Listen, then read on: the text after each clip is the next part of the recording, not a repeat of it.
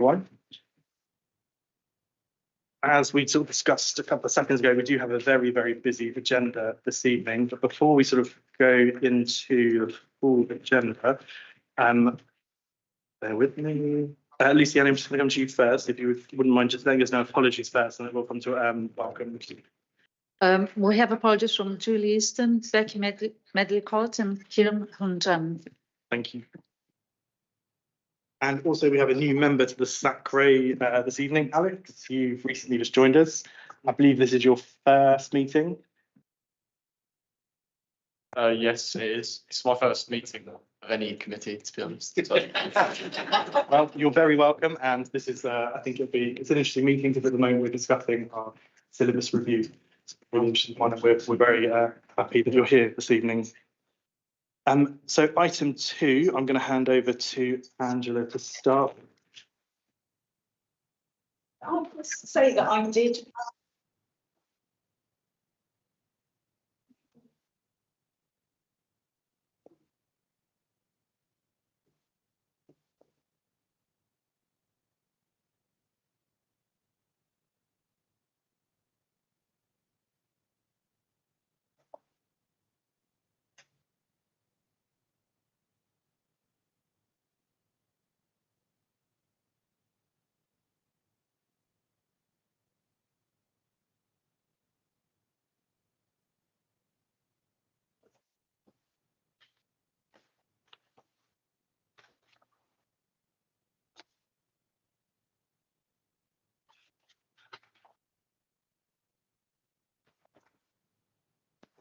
Should light up, that's it. Okay, good evening, everybody. I'm Angela Hill, for those of you who don't know, and I advise Sacre on our RE.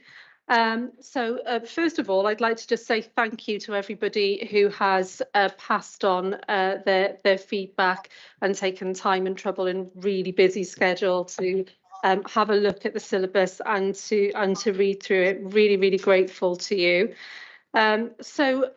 Really what I wanted to do this evening is just give you an update on the present position with the syllabus review. The version of the syllabus that you have in front of you and that you've had emailed to you is not the finished article by any means, and it is still iterative and being developed by the 3 advisors across the 6 Sacres.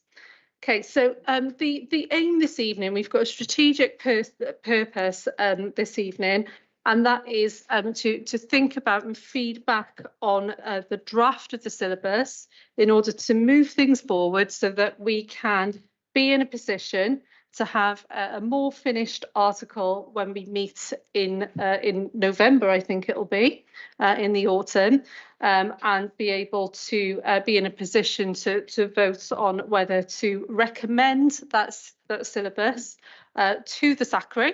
The ASC has to recommend it to the Sacre, and then the Sacre recommends it to the local authority who accepts or rejects it. So that is the purpose of tonight's meeting, or the main purpose of tonight's meeting. The present position is that we've written this draft.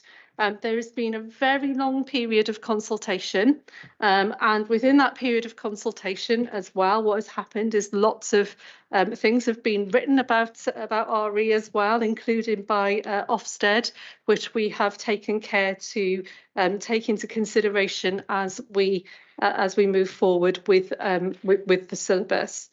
So the 3 advisors have been working really hard to develop responses to the feedback that we are receiving from stakeholders who include faith representatives, belief representatives, other stakeholders such as teachers, counsellors, and so on and so forth as well.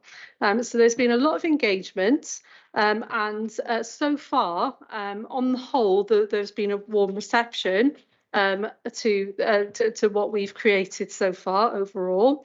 And we are working hard to make the response ongoing so that we come up with a syllabus that is acceptable to all 6 Sacres.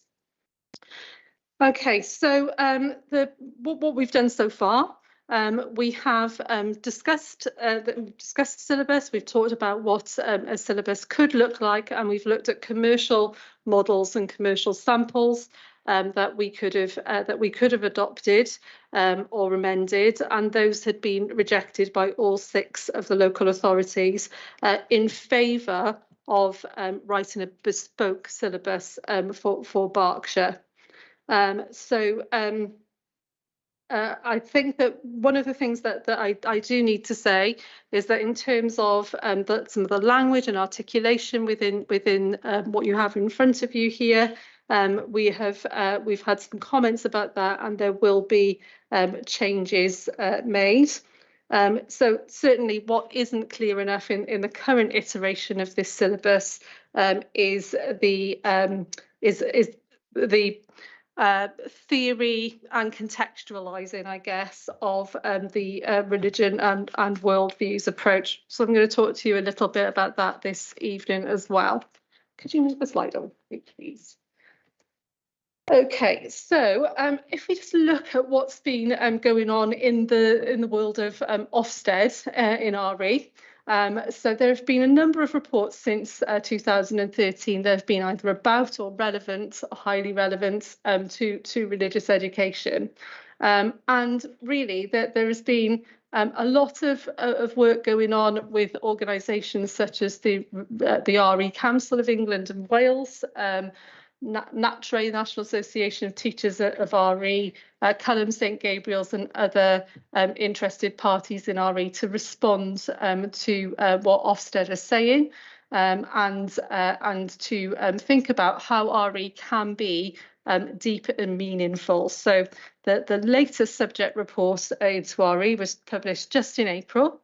And it was critical of RE. It wasn't just critical of teachers in classrooms. It's really important to note that, but it was critical of of government policy, of syllabus writers, and all sorts of stakeholders in RE, because what was found in that subject report, which was the result of the research review from May 2021, was that in a lot of contexts, RE is too superficial, that there is not enough depth in the learning, and that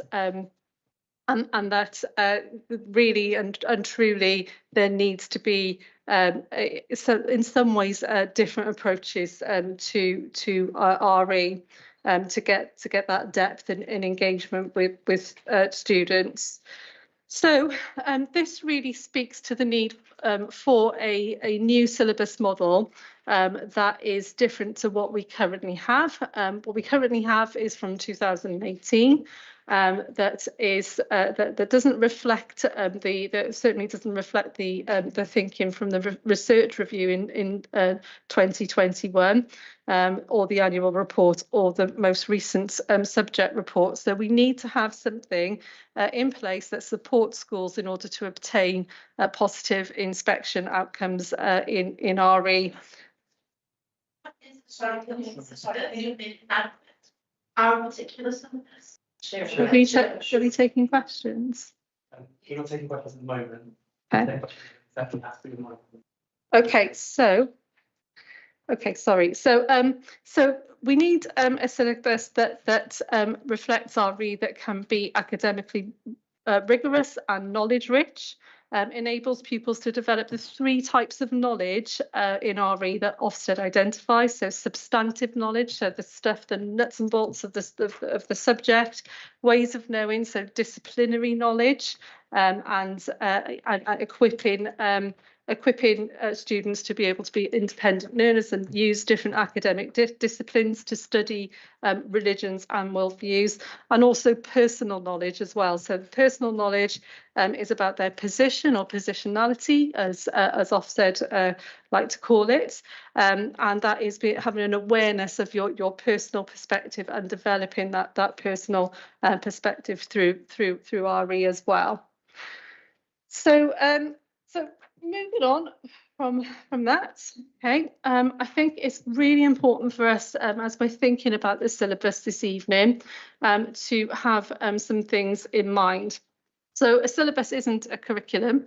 A syllabus is a framework upon which teachers in schools and leaders of RE in schools will build their curriculum. And inevitably, syllabus writers have to make difficult choices because not everything of value can be included within that syllabus. What we have tried to achieve is a balance, and that is part of what we can discuss this evening. A balance that reflects religion as it is in Britain, in society, nationally and locally, and also a syllabus that will prepare children and young people for life in a multi-religious and multi-secular world, which is the crux of what Ofsted are looking for in RE. So there is inclusion of thematic units, so themes that can be that give some choice and scope in terms of what religions and what non-religious worldviews might be used to teach in those themes, and also systematic study of religion. So if you have a look at page 5 of the syllabus.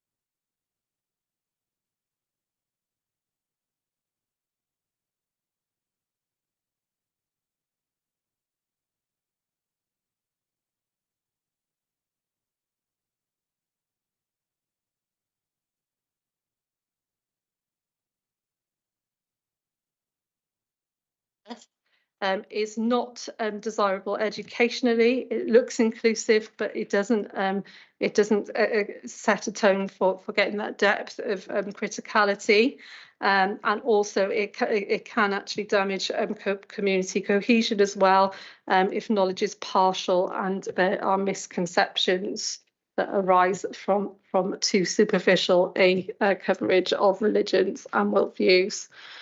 So we've had to take into account the legal requirements, and I've put them up on the board there. The 1996 Act, which says that the syllabus must reflect the fact that religious traditions in Great Britain are in the main Christian, while taking into account the teachings and practice of other principal religions. It doesn't define what those other principal religions are, and there have been rulings that say that we also need to have non-religious worldviews in the syllabus also. So an agreed syllabus must not be designed to promote any particular religion or worldview. And in Exploring Ultimate Questions, Equality Act 2010 says that non-religious worldviews such as humanism should be considered as well, must be considered as well. Okay, so in addition to that, we have also had to think about other issues as well. So we're thinking about the contexts for RE really in different schools. Really, there should be some freedom and autonomy for teachers to be able to have RE in their classroom that reflects the cohorts that are in front of them, and also the curriculum time and allocation of resources.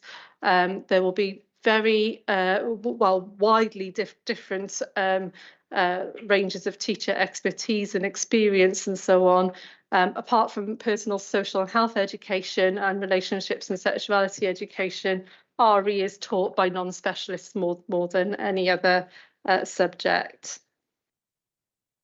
So I wanted to just talk to you about how our syllabus relates to a religion and worldviews approach to RE. So our model draws on elements of the religion and worldviews approach, and we cannot claim that it is fully a religion worldviews approach because it retains some more traditional systematic elements of study of RE as well. So on this slide, you can just see some of the some of the work that's gone in to thinking about a religion and worldviews approach, starting in 2018 with the Commission on RE, which actually proposed a change of name for RE to religion and worldviews, which hasn't gone ahead, and there's no plans for that to go ahead. So the name of the subject is still RE, religious education, and a religion and worldviews approach is just that, it's an approach. I pointed to page 5 again. I've got on this slide as well.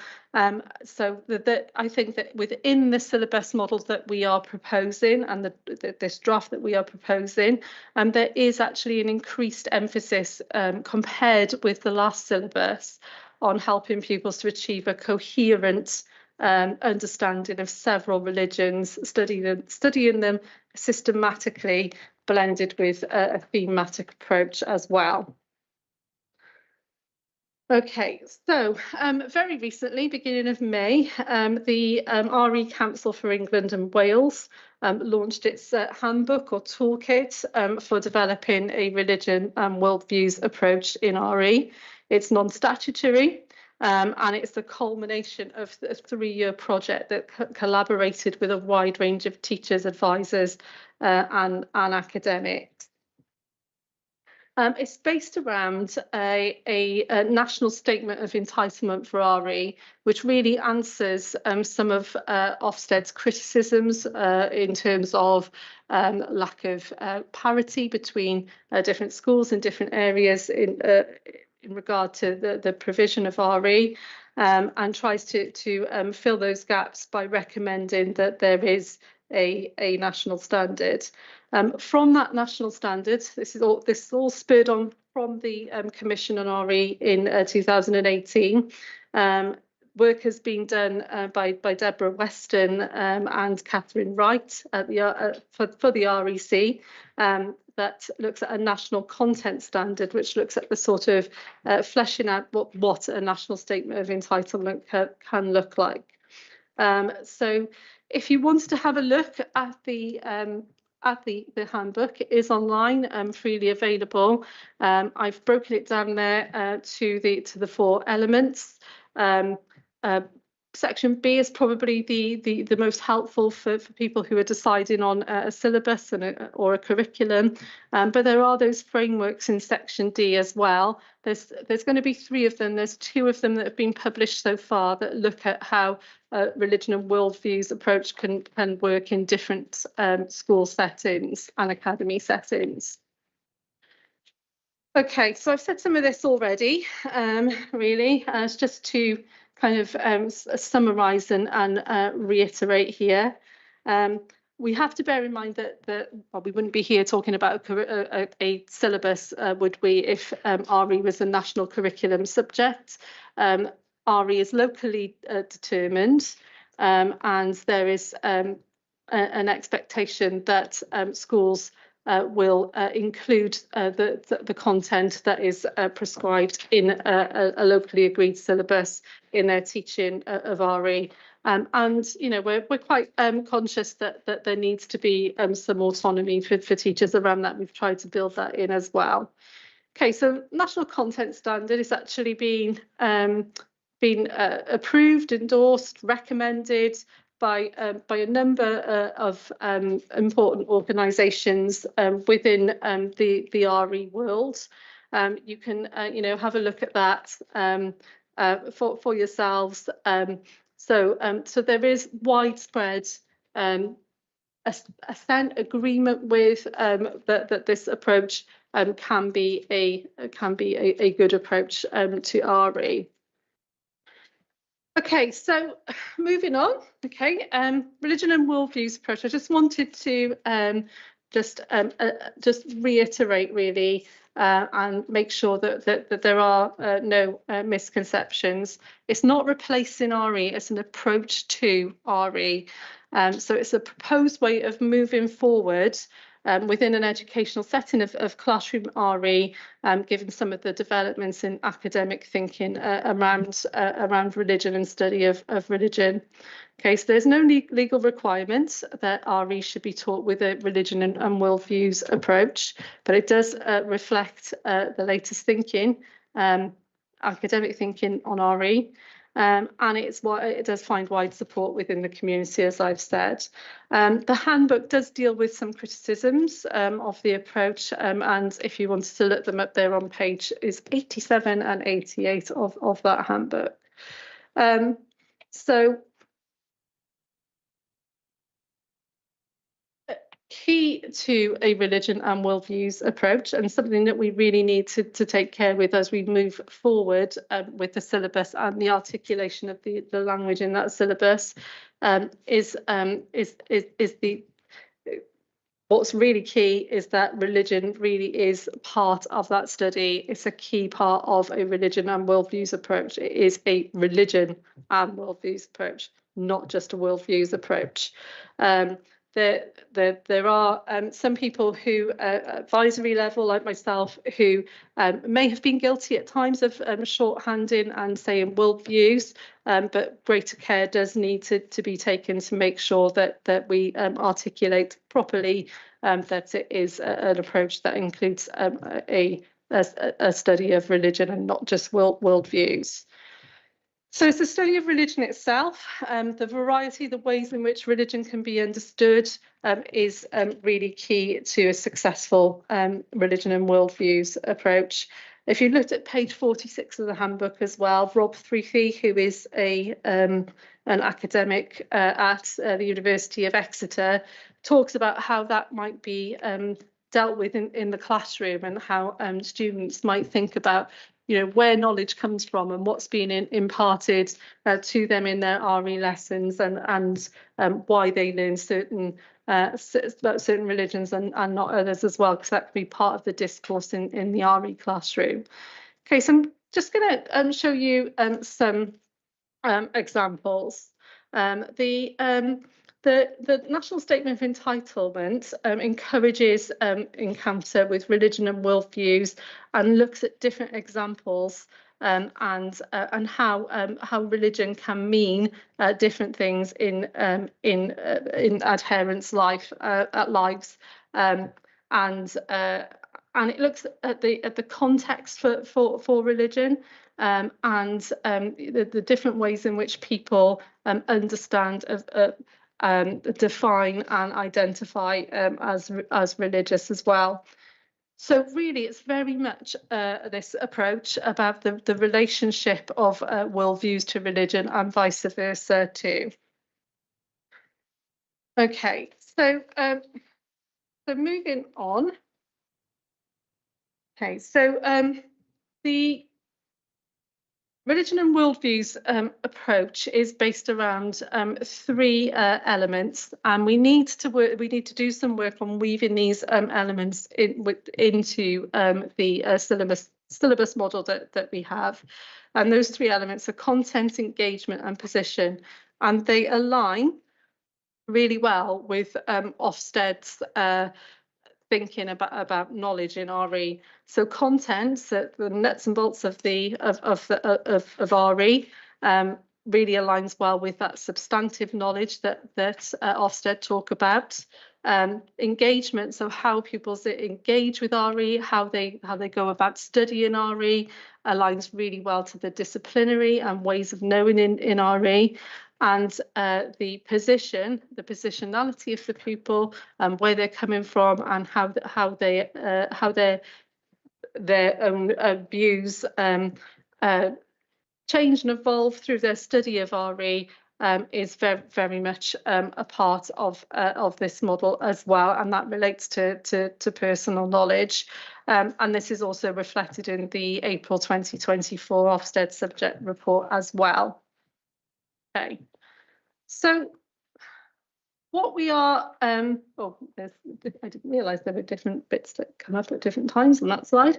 Okay, so what we're thinking about in a religion and world views approach, we are thinking about a realm of religion and worldviews that's a kind of field for exploration. With that exploration, you need to have the tools and the skills that you need to investigate, and that exploration is always going to be undertaken from your own position. So it's about personal development as well as about academic rigour. And it's about learning about the people who are studied in terms of the followers of religions and the holders of worldviews and so on. But it's also about learning about pupils learning about themselves and learning about the other people in that classroom and in that school as well.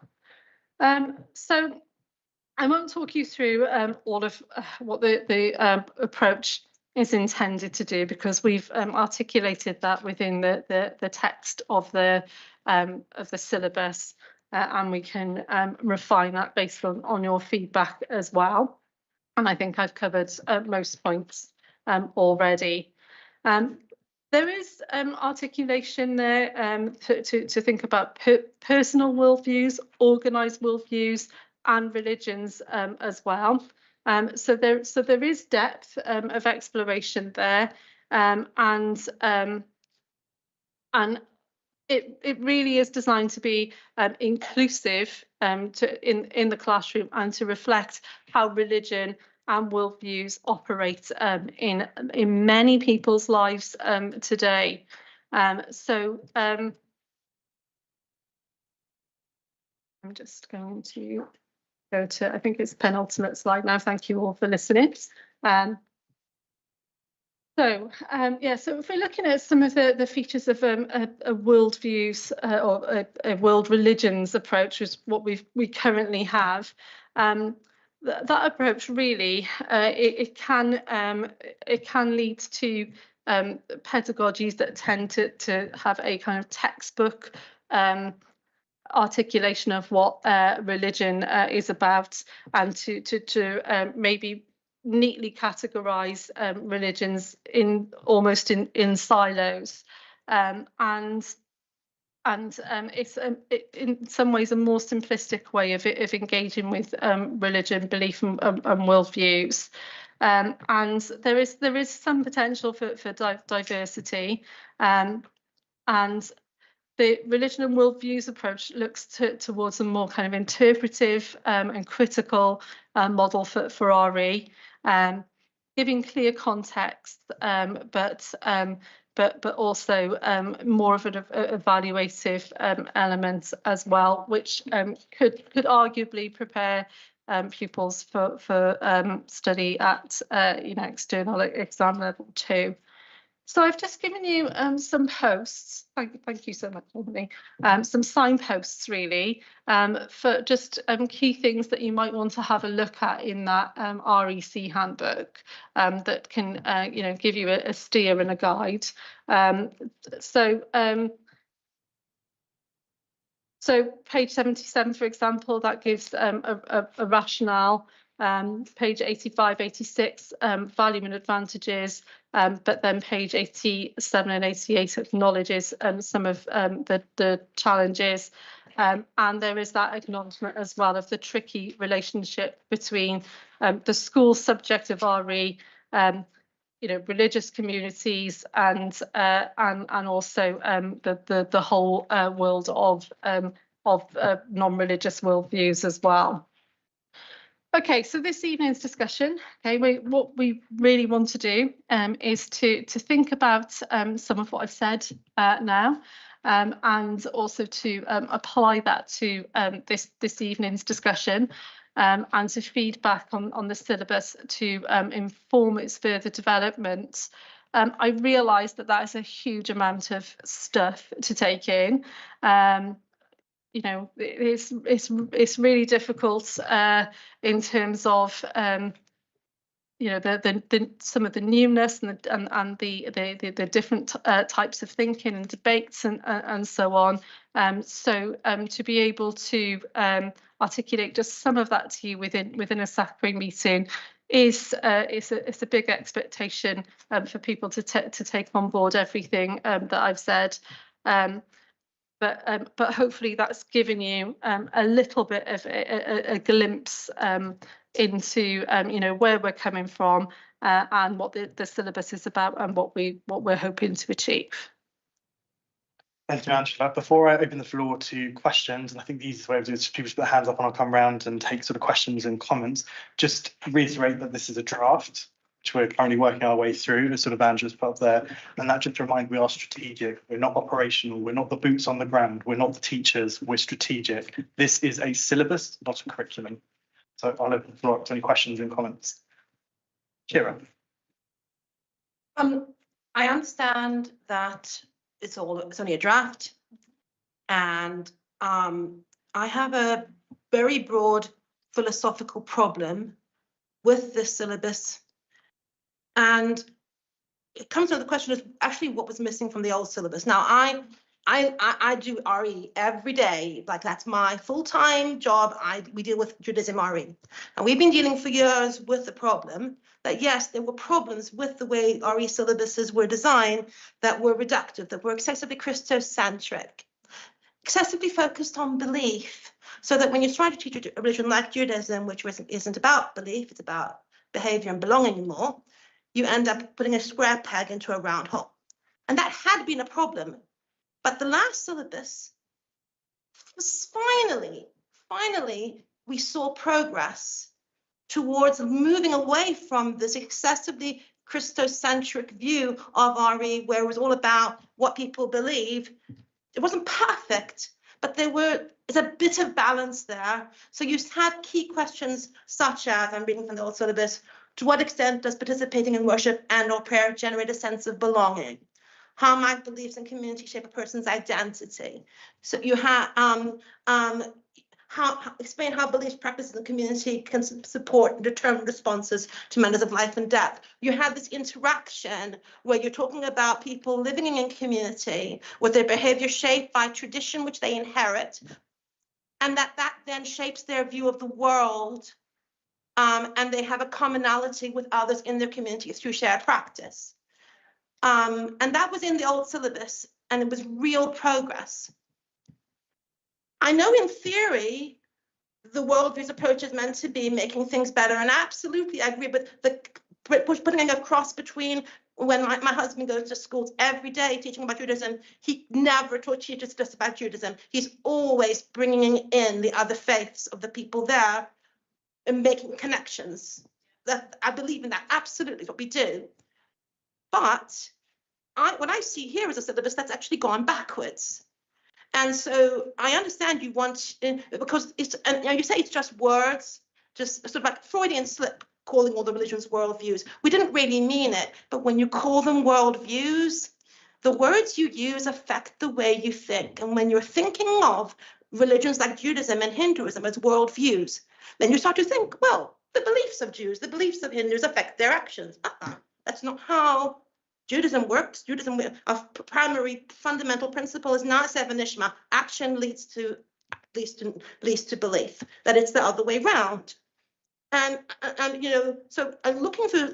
First, I was like something missing here, and I looked at the old syllabus. I was like, oh yeah, there's this and there's this and there's this and this, and it's just gone. It's like someone went through the old syllabus, took out all the nuanced, experiential, interactive bits which acknowledged the effect of behavior on belief, the belonging, tradition as something handed down from one generation to the next, and it's just all gone. And it's just really upsetting.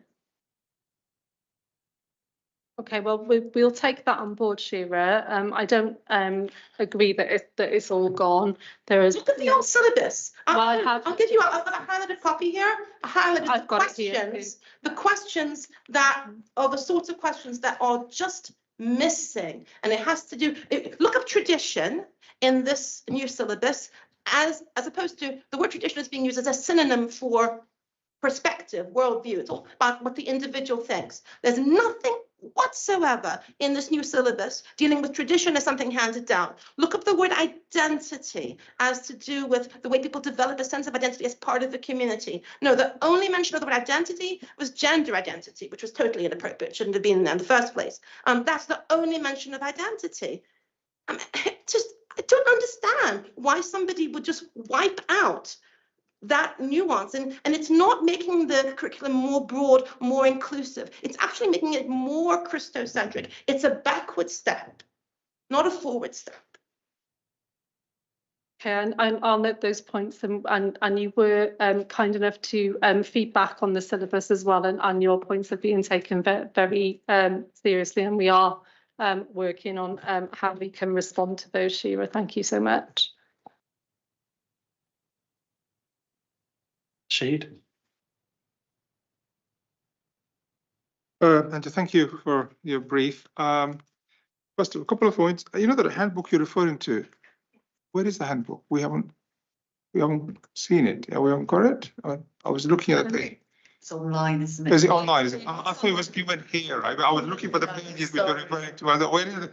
I was thinking as Angela was talking, we should send out these slides so you've got all. Yes, I think extremely would be helpful because it's difficult to digest everything, right?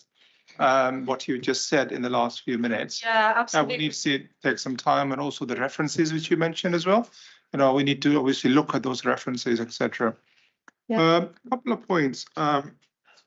You mentioned that this syllabus, the revised one, has been a lot of consultation has taken place from all different faith groups as well as teachers.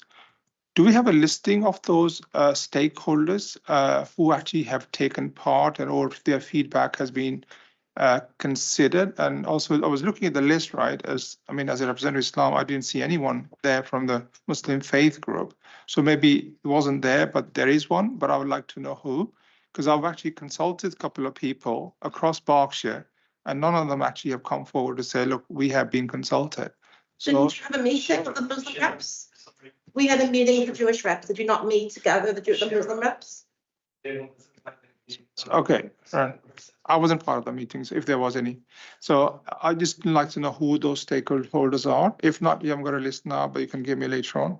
Yeah, that's no problem at all. There were concept conversations that took place across the Berkshire Sacres. I think most of them happened last summer, and representatives from Group A and B were invited to take part in those conversations. They were run by Anne Andrews mainly. I can get you numbers and possibly names of the people who took part in those if you'd like. Yeah, definitely, please. That'll be helpful to understand, because obviously we talk to each other, because a number of them, I spoke to the one in Reading as well, and to try to get a hold of others, but I couldn't. But it'd be useful to know who actually contributed, because certainly different groups I've asked in terms of the mosque, etc. None of them I said know anything about the syllabus as such. Yeah. Sacre members were invited to participate. Obviously, we couldn't force people to come, and there was just an open invitation to all the Berkshire Sacre members to attend. So it depends who took up the invitation, Shahid. Yeah, that's fine. So it's useful to know, have a look at that. Yeah, there you go. I think Shira mentioned about gender identity, and in the document syllabus I looked at this, the word is used twice. One was under Buddhism section, and one was under Islam in section. Yeah, that is a mistake. So it was supposed to be just gender. So the person who authored that section with the teachers put that in. It was an error. This is a draft. Apologies for that. No, I mean, that's okay as long as there's a recognition there. Yeah, there is. Because I mean, that will be taken very strong views already. A couple of people are mentioned on that. And there will be pushback from the community. And you might, if it's not, the thing is, we need to make sure that this is going to be acceptable to the parents as well, teachers as well as the parents. Yeah. Otherwise, you'll end up parents taking children away from the classes, which defeats the whole purpose, right? So we need to think of how the end recipients, parents, obviously as children, they will receive this. It's not Sacre, we're still sitting in isolated room here and we think we can do whatever. which I'm sure this is another case, but we have to see how this will be received in the community, what their reaction would be.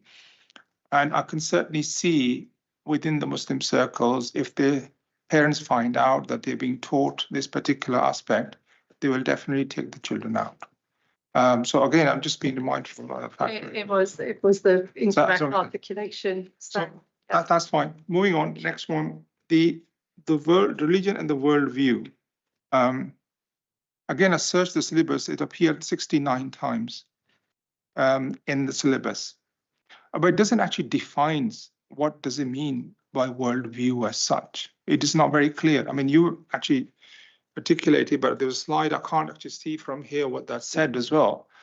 But I looked on the website as well, different views, etc. But also understand there's no sort of clear thoughts and agreed thought here. There's a lot of disagreement on this particular area as well, where this should be the way forward or not a way forward. But there's no compulsion as well on the local salaries to take this on board either.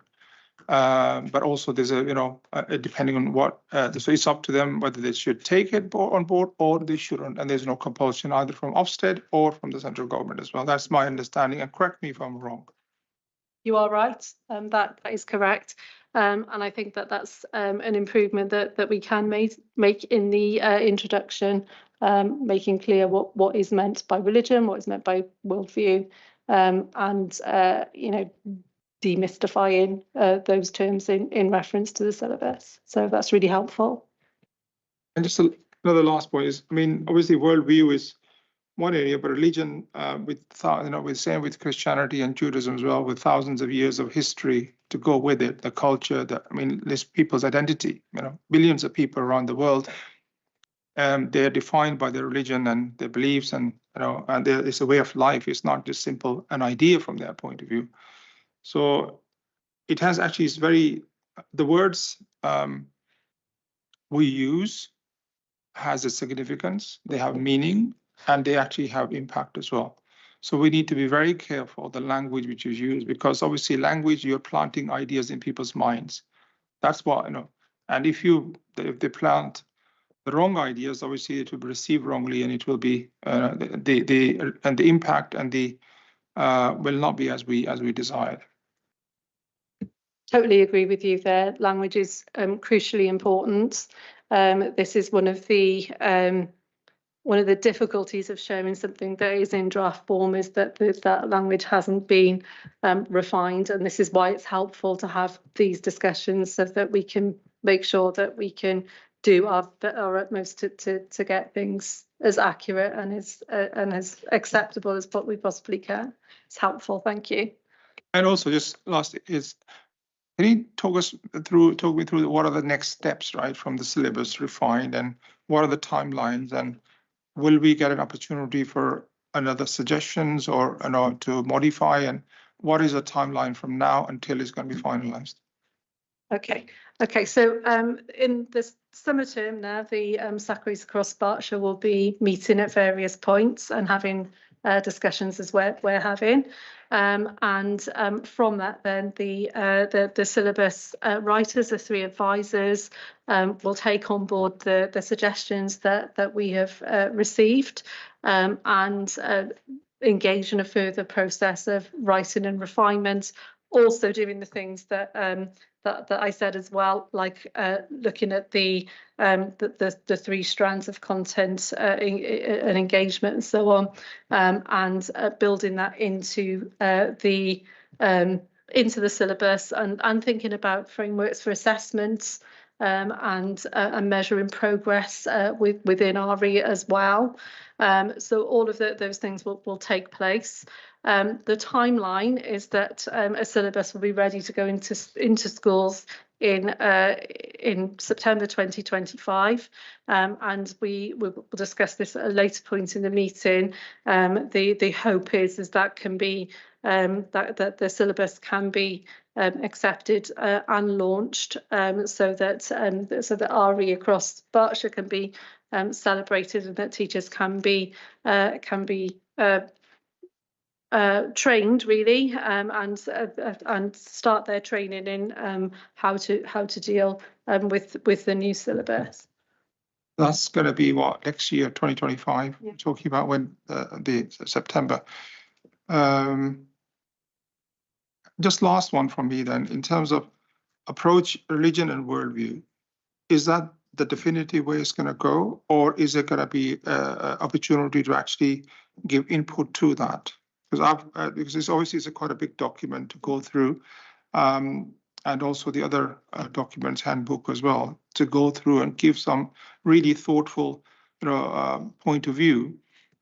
So I just wanted to know, in terms of what the views are, is it actually the done deal that we're going to move forward with the religion and worldview, or is there an opportunity to actually reconsider this and perhaps, relook at this? Okay, what I will say is that as far as I know, in the consultation process, the engaging with a religion and worldviews approach has not been raised as an issue within any of the Sacre. So the plan is that we will obviously take on board feedback and think about how is best to move forward. I will say that, as I said in the presentation, this isn't a purist religion and worldview syllabus. This has got elements of religion and worldviews thinking within this syllabus that will support teachers in being able to answer questions for deep dives in Ofsted and so on.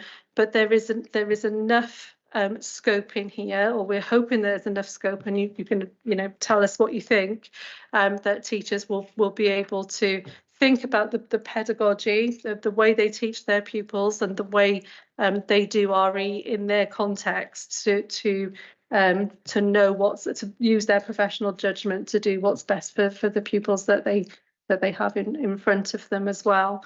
So the language of worldviews, it is there within the RE community. Like anything in education and other important areas of life as well, it's there are academic debates, there are critics and so on. Religion worldviews is finding wide acceptance across the RE community, and that the approach that we've taken of having the worldviews language and some elements of the worldviews approach in a syllabus that gives guidance to teachers to enable them to build understanding of religions as well as non-religious worldviews is the approach that we hope to be able to take. Nothing is set in stone because it's for the agreed syllabus conference to vote. And so nothing is going to be imposed on the ASB because there is the right to vote. Angela, could I just add to that? I think what we need to bear in mind is, as Angela said in her presentation, overwhelmingly there is the academic community is largely thinking along the lines of a religion and worldviews approach. And I think if our syllabus doesn't go with that approach, we're going to be out of step with the national consensus around what is good practice in RE. And we would be doing our schools a disservice in terms of being successful in Ofsted inspections, because although Ofsted hasn't explicitly recommended or endorsed any particular approach, all through their documentation, they talk about religion and worldview. So I think we would be out of step with where the thinking is going about the teaching of RE if our syllabus wasn't acknowledging at least some elements of a religion and worldviews approach. And I think we have to, at our last meeting, we voted as a Sacre to delegate responsibility for coming up with this draft syllabus to the advisors in recognition that they are the RE experts. I'm not an RE expert, but I recognise that Angela and the other two advisors are. And I think to an extent we have to trust and respect that they are, while obviously wanting to get our feedback, they are doing what they think is best for our schools in the context of what academics are generally thinking is good practice in the teaching of RE. Sorry, just quickly. Sorry, I don't want to hog the debate, right? Just last comment, right? I take that point, what you just said, the academic view. The point which I made earlier on was that academic view is one thing, but also we need to see how it's going to be received by the communities on the ground as well. Otherwise, this will be a disconnect between the two of them. And it's not may not actually, which we need to make sure that everybody's views have been taken into consideration. Otherwise, we've seen in the political circles as well, and Beth knows very well, we have come up with a wonderful idea, but when it's implemented on the ground, it just flops. So we don't want the same thing to happen here as well. Okay, so what I would say to that is that you are representatives of your communities here, and there has been that process of engagement as well. So, Sacre is constituted so that members of religious communities can have their say. Sarah. We're having our say, that's what we're doing right now. Shahid, in answer to your question, if you look at the Oxfordshire syllabus and the Birmingham syllabus, they take a different approach. There are other Sacres elsewhere in the country that are not necessarily going on this bandwagon, and there's no statutory obligation. And we have to remember the whole word learning fiasco in the States when intellectuals at universities thought they had a better way of teaching reading, and a whole generation of kids in inner cities became illiterate because it was rolled out. Anyway, the side point. Next point. To see whether the syllabus Can I answer that point, salvaged. please? No, I want to move on to the next point. To see whether the syllabus can be salvaged.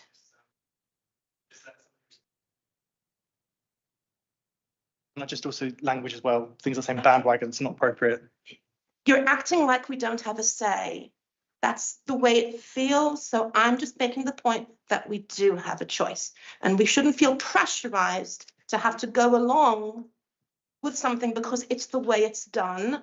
That really feels to me like a kind of being very, it feels to me like it's manipulative. It might not be the intention, but that's the way it feels to me, and I'm entitled to the way I feel.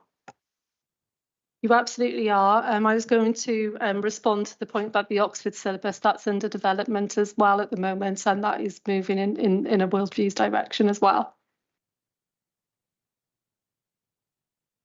Now, to see whether the syllabus can be salvaged in terms of bringing back in the things that in the old syllabus that were so good that have been stripped out in terms of the contextual, experiential, belonging, identity, behavior, that whole dynamic, which I really see has been cut out. You said that there were 3 strands. I tried to take notes.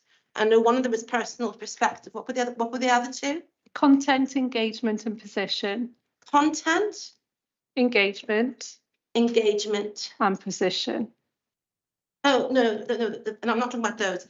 And then there was personal perspective. There were these 3 things early on. I tried the things that you teach in RE, and one of them was personal perspective, and there were 2 others. I'm not You sure. went by so Can I just fast. have a little look back in my PowerPoint if that's okay? Yeah. Thank you. The question is, where in this framework can we put back in the stuff that's been stripped out Right. to bring back the importance of culture and identity and tradition and belonging? Okay, I take your points on board. I think those elements are there in the syllabus. I do think they are there. Nothing is being imposed on anybody, Shira. This is Shira. I'm so sorry. This is a forum for discussion, for debate, and there will be a vote as well as to whether a syllabus is agreed or not. And the syllabus as it is today isn't going to be, what you see in September. Okay. Thank you, Angie. First of all, apologies for my question because I've been out for over a year and I'm coming back and doing catch up. And I think some of the questions have been, some of the things I'm going to just ask you may be covered by both of them. Can you just, is it possible to just tell us what the key differences are between the existing syllabus and the worldwide syllabus, which would make it easier for us all to understand, I think? The main difference really is that this syllabus that we're proposing gives more of a steer to teachers in terms of content. It is more knowledge rich, which is really important in educational thinking at the moment, and very important for Ofsted, who we've mentioned a lot this evening.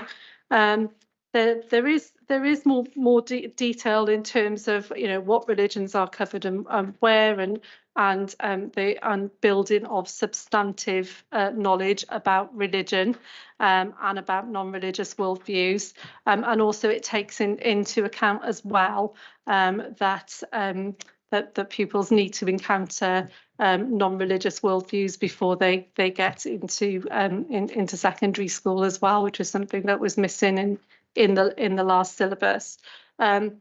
The belief and behaviour aspects and learning about and from religion are there in this syllabus, articulated in different ways, but this syllabus is a way of ensuring that teachers know what should be taught and when, giving them some flexibility, and gives them a more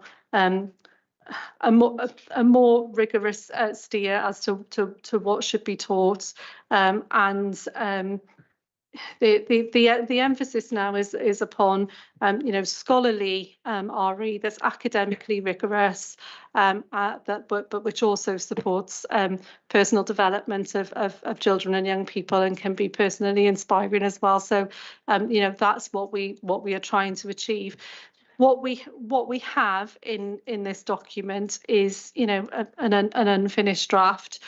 Teachers are working with us at the moment in order to flesh onto some of these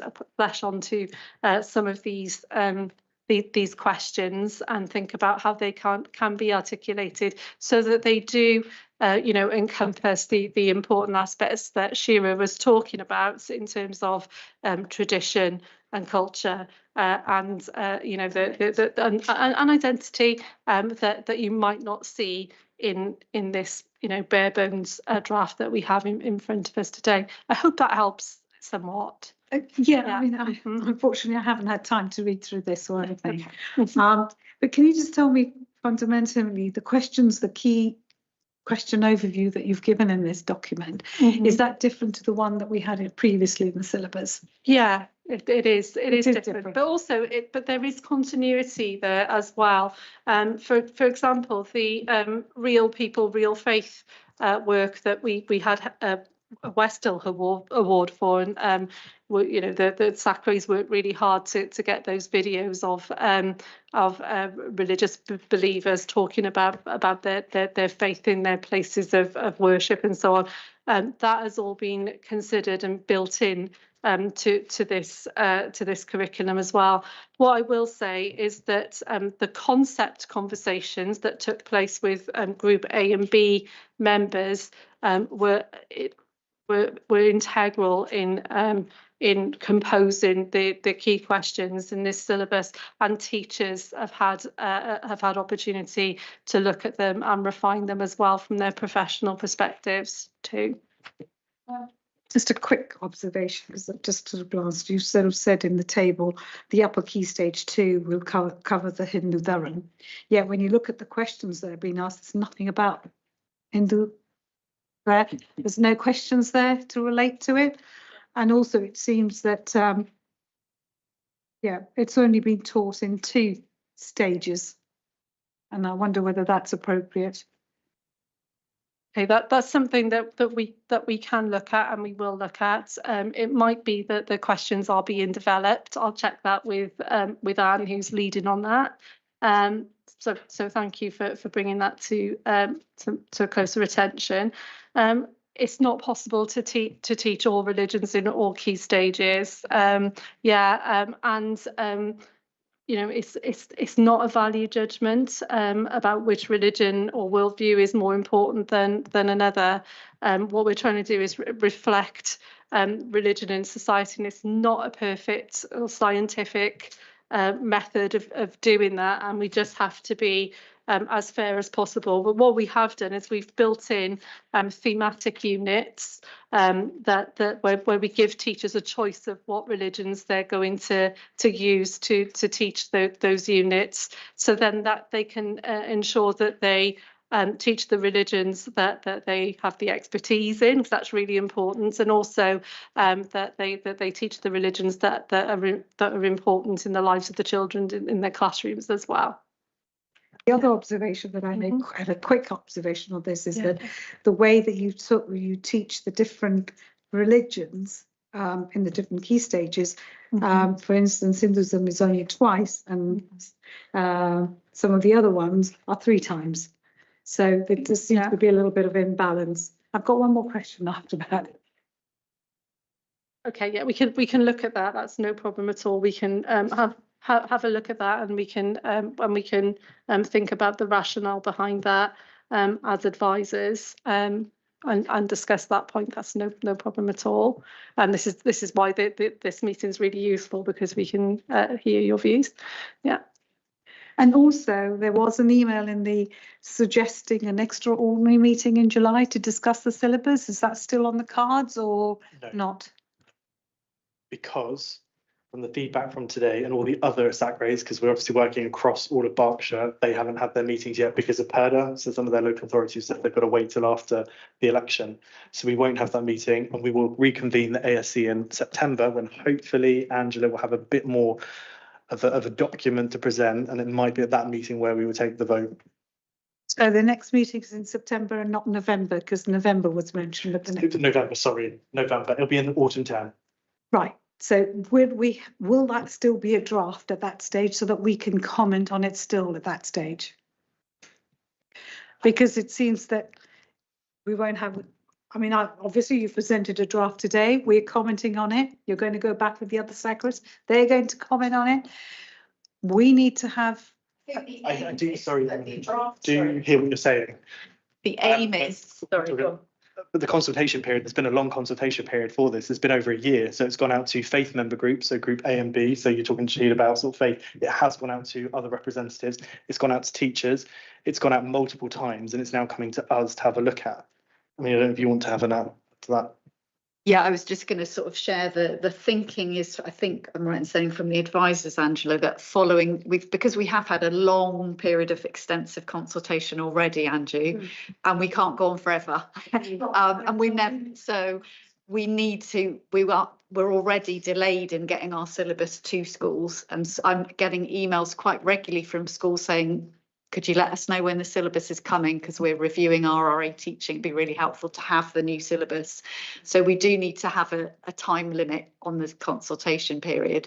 So the hope is that after all the Sacres have met this term and the advisors have got all the feedback, they look at all the feedback, they make changes accordingly. Obviously, they're not going to make every change that's suggested, because that would not be possible, but they will consider all the feedback, make changes, and then bring to the autumn meetings a version of the syllabus that they are hoping is final, because they are hoping that every Sacre will agree at that point to accept that syllabus.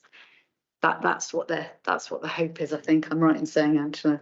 Yeah, that's the hope, and I think we all essentially want the same thing. We want a fit for purpose syllabus for RE across Berkshire that is enabled to that will enable teachers to support really good academic rigorous learning about religions, about non-religious worldviews as well, and be personally inspiring as also to learners. That's the aim of what we're trying to do here. So. So I'm assuming that we would have the opportunity to look at the syllabus before it's presented to us in November. yeah, that definitely will happen. So you will have there will be an interim on paper consultation, if you like, as well, where you can look at the syllabus before we meet. And you're ruling out an extraordinary meeting to look at that?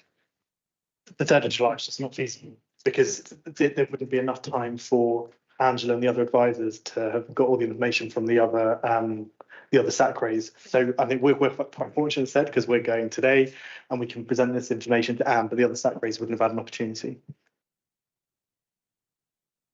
So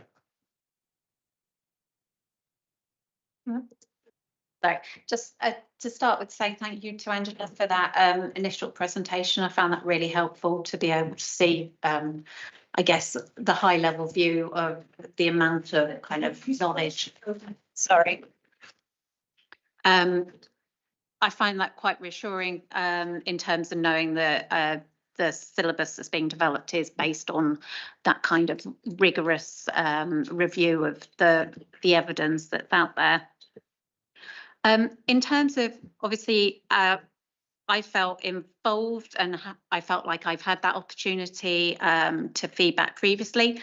For this next stage of feedback, I think what I'd appreciate would be to be able to see the key themes of feedback that's come from all the Sacres and your responses as a group to them, because obviously sometimes you can feel like you're giving feedback, but it's kind of falling into a black hole if it's not reflected. And I appreciate not all feedback can be reflected. In terms of some comments on the syllabus, I just kind of, I suppose, reiterate what I put to you on email. So I think it's really good that we've got a worldviews approach, because I think that is more inclusive as somebody not from a religion. And really pleased to see that humanism is in there. I think there's times where I think the number of questions that are being asked is quite limited of humanism compared to religions, where there are equivalent kind of questions that could be answered from kind of a humanist perspective. So in terms of things humanists celebrate, or where does knowledge come from humanists, for humanists. So that was one point. The other point. Sorry if I just let Andrew. Oh, sorry. Thank you. My microphone on. Yeah, we're already considering how perhaps we can make some of the thematic questions a little bit more philosophical, so that they can lend themselves to, you know, a humanist response as well as a religious response. So so yeah, thank you for that feedback. Literally all of the feedback that we receive, we think about really carefully, and we balance things out. We can't respond to everything, but we're just trying to, you know, get the balance right so that everybody is fairly represented. Yeah, thanks. And the final point, it kind of is linked in with that. So in the current syllabus, there is that philosophy section, but it's asked to look from a Christian perspective first. And I think in terms of building that personal knowledge, that it'd be more useful to look at it from a personal perspective first, for all the, you know, for students to look at it that way and be informed by their kind of religious or non-religious worldview. And yes, there's this thing you're saying, it's like bringing that kind of personal knowledge and philosophical side more across the across the syllabus. So where I think there's some questions at the start. So what is it to be kind that you ask in the early years, but you don't have those kind of questions about values kind of in the middle, I suppose. Yeah. Okay, yeah, I'll take that on board as well. What I will say is that when we start to work on the units and you know, put in you know, the units together, so that you can see, you know, less in the abstract how things might work in the classroom, then some of that will be in the fuller units of work as well. But yeah, definitely take that on board. Thank you very much. John.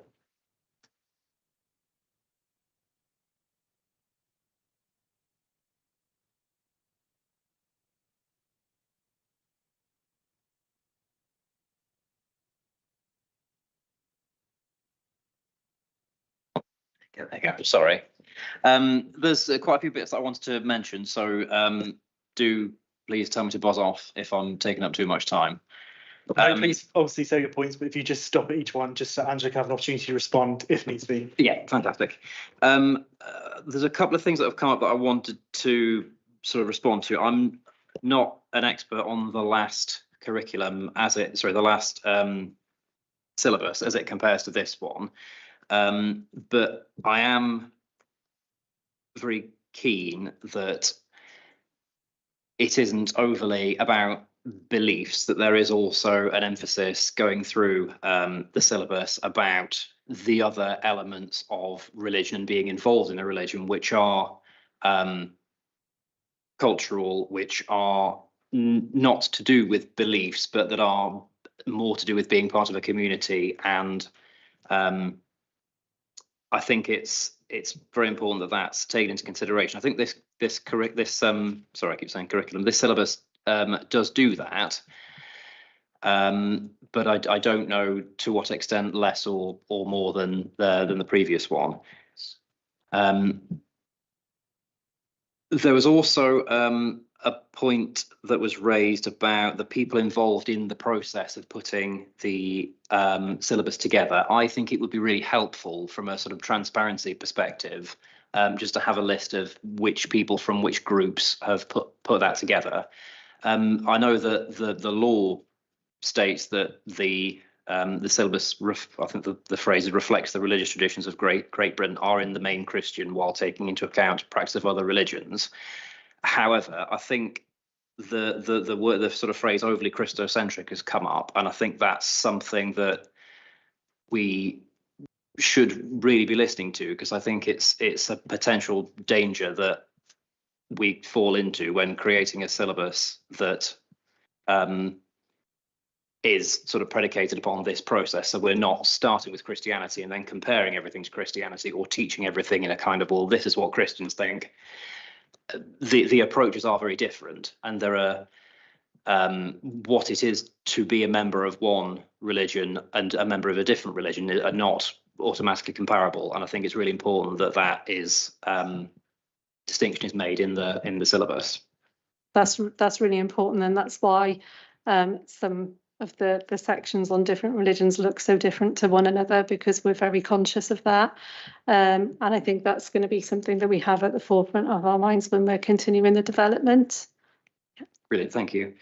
I also wanted to make the point about, you mentioned the phrase about what we're aiming to do is a scholarly approach to RE, which is academically rigorous. And earlier on, we had the phrase that it needs to be critical, objective, and pluralistic. And it's an academic discipline that we've come together to discuss this evening. And I think it is important that we are not out of step with the way that looks in other places. I think there's a big difference between teaching a lesson at a Sunday school and teaching an RE lesson. And there's just a different approach to it. And I think it's important that that distinction is also made. I really liked early on in the syllabus, there was a point, I think sorry, I have this on the screen in a moment. The purpose of religious education, section 3 of the syllabus, there was a point that said an education in religion and worldview should develop pupils' appreciation of the complexity of worldviews and sensitivity to the problems of religious language and experience. I sort of took that to mean that it was a sort of acknowledgement that religious experience can be problematic, and religious experience is not positive for everybody, and for some people it is negative and sometimes extremely so. And I think it's important perhaps to have an acknowledgement somewhere, I don't know if this would be the appropriate place, for teachers of this subject, that this is potentially somewhere where some safeguarding issues may arise, and teachers should be cognizant of that. I don't know where it would be appropriate to put that, but I think in teaching PHSCE in schools, for example, there is that acknowledgement that there are things that you might be discussing that children might say particular things which would indicate that further action needs to be taken by teachers. I think it's important that there's an opportunity here to do some proactive safeguarding, just because of the nature of what we're talking about. I think that can be helpful, particularly in regard to non-specialist teachers, and RE is taught a lot by non-specialist teachers, so that's really helpful. I think we can develop that. Thank you. I think this is my last thing. The idea of worldviews, I think that from what's been said, it sounds like I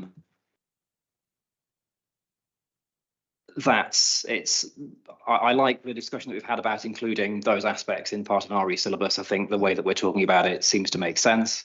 I would like, and forgive me if this already exists, but more of a sort of definitive idea of what worldviews are, because there are some people for whom the fundamental force in society is people's economic relationship with each other. And I think that in a lot of ways, Marxism qualifies as a worldview in the sense that that's the fundamental force in society, back to which everything comes, or feminism, for example. I know that sentientism and ethical veganism are mentioned in non-religious worldviews. I think they certainly have a place, but I don't know where the discussion, sort of what form the discussion of what would be included and what not would be included would be. And I'd appreciate some what you'd like to have to say on that. Yeah, I think that's a really interesting point, actually. Usually the steer is taken from worldviews that are analogous to religions, and that's something that we're considering. And the Commission on RE from 2018 has a lot to say on that, as well as the papers and the academic research that followed on from that as well. So yeah, thank you for that point. Shira. Thank you. Just a short point. First, what Claire said about the foundation curriculum, that was the best part of the syllabus.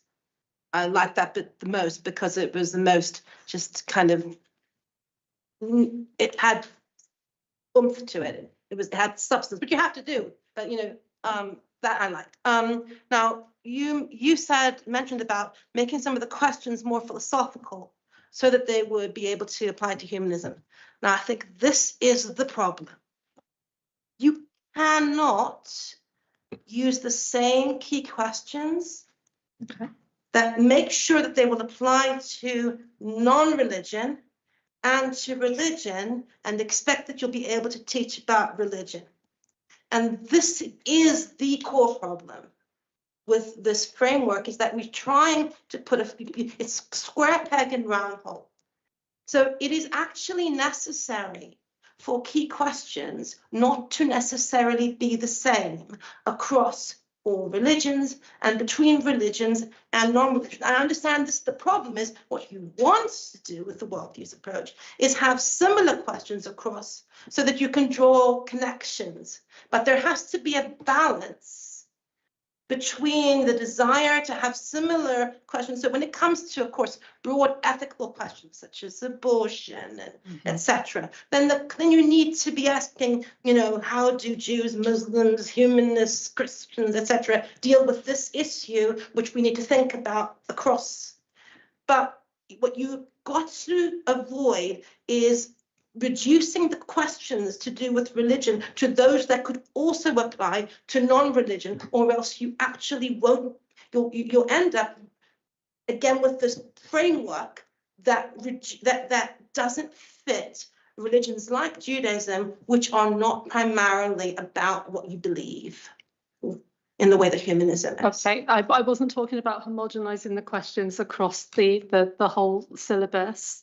That is, I understand. This is the, I've been reading up about worldviews approach, and this is the broad project. Yes. And this is why Humanism UK so in favour of it, because then what you have is questions that can apply across, and you make everyone equal by being able to ask the same questions, and you can't, and so you have to be able, making questions more philosophical across the board so that humanism feels more included. Bad idea. Don't do that. But I think the questions are more specific to the religious traditions that are up for study in this. I saw a lot of uniformity. Too much. To me, there was too much uniformity. Okay. In the questions I'll across the religions. I'll look at that. Mindful of your point. Thank you. And also, I would say it's down to when we get the units as well, that I would hope, I would want actually, Shira, is that it has clearer guidance on how to sort of deliver that. And equally, it's down to the skill of the teacher. So I would take that with some of these questions, and I'm going to come in now, and this is my opinion on this. The 2018 syllabus is not fit for purpose, in my opinion, as a secondary teacher, secondary expert. The first thing in my mind is always those children in my room. What experience are they getting? What are they being exposed to? What are they learning about? Quite often I would get children that would come to me that wouldn't have any knowledge of Judaism, sadly, or Islam, Hinduism, Sikhism. It would be a lot of Christianity.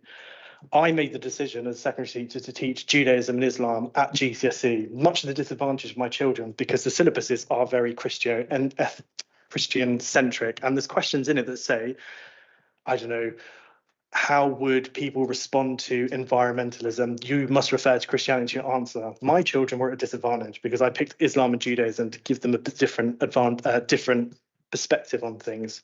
This syllabus, in my mind, does start to prepare children for when they come to us at secondary, because it's based in an academic and it fits sort of Ofsted. When children would come to me at the previous syllabus, there's no academic sort of rigor behind it anymore. It was fit for purpose then. It wasn't fit what Ofsted was saying. And yes, the children are the most important thing in the classroom for me as a teacher, but I also have to have in the back of my mind that Ofsted at some point are going to come and talk to me as a subject leader and conduct a deep dive on me as a subject leader, and for me to put together a curriculum that's rich in sort of all the understanding and all the sort of the base and the beliefs that we have been discussing here. So for me, I feel we're on the right journey, but that's just me as an education advisor. I've just said a lot there. Sorry, I don't know if there's anything you want to say, or equally, does anybody else around the room want to jump in? Sam? I'll just say the same as you just saying about not necessarily a huge wealth of teachers with RE knowledge. So actually, I found the other syllabus a little bit woolly, if I'm honest, and I had to create my curriculum from that. I found it quite woolly. I could have gone in lots of different directions, and I then had to, exactly as you're saying, I'm thinking about the children in my class, but I'm also talking about the teachers. And in my school, again, you know, maybe 2 of them had a GCSE and RE, that's it.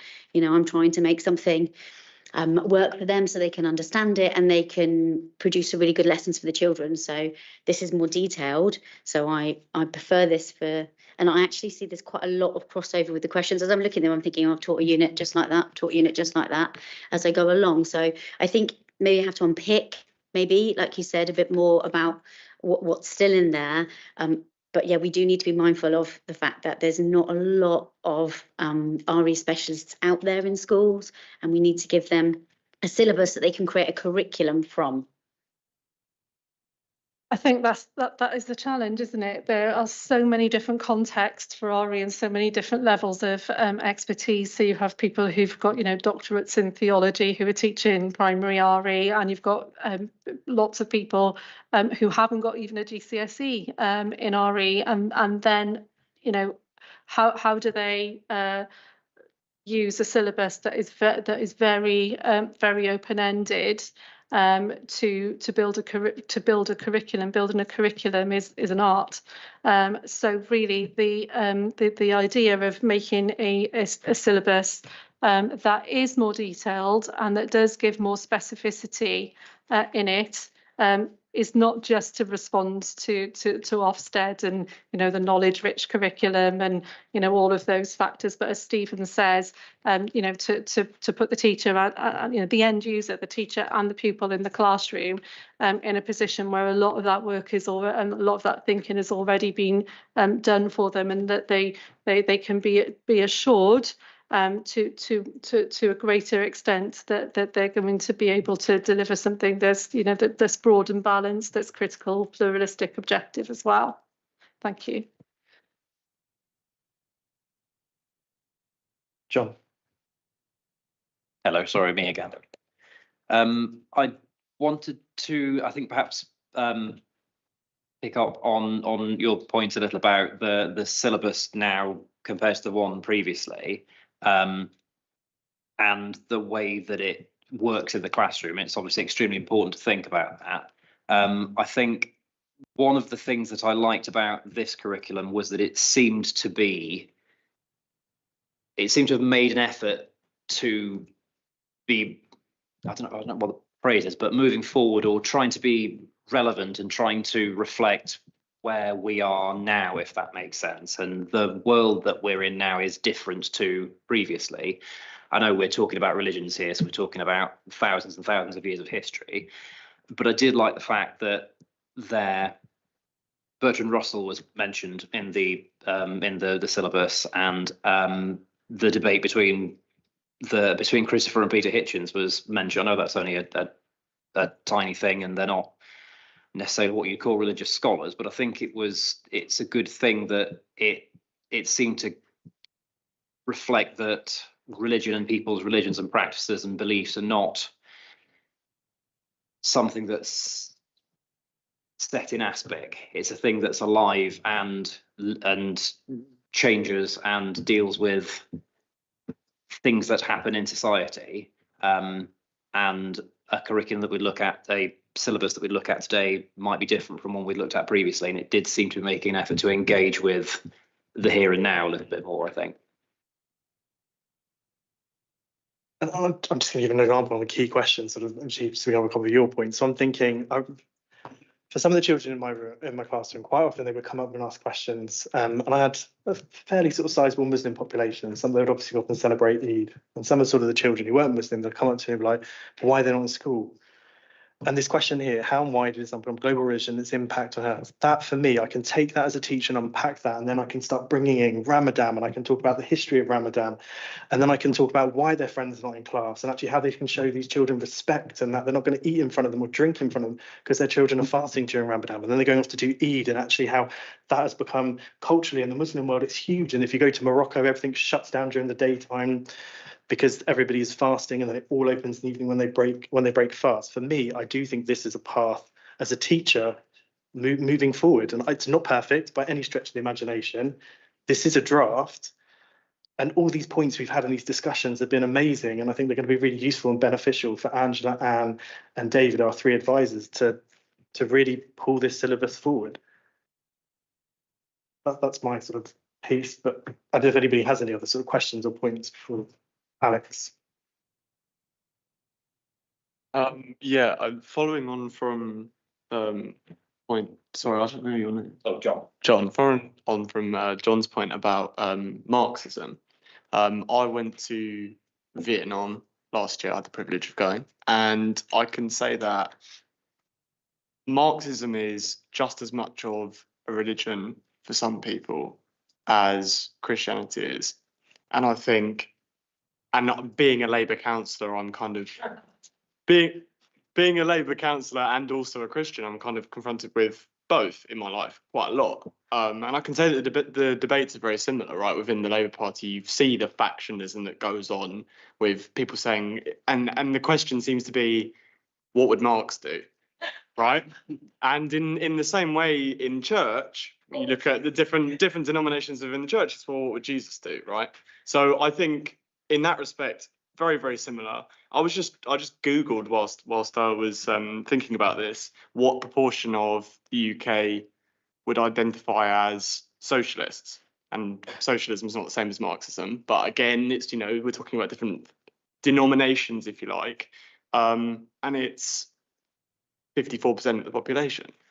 So it means that socialism or Marxism, whatever you want to call it, is actually the largest religion in this country. So it kind of led me to the question of what are we defining as a religion and what's a worldview? Because I don't know enough about humanism, but I'm pretty sure that Marxism and humanism are often very interlinked, right? The idea that humans can humans have no need for a higher power, that we can create a good and just society ourselves.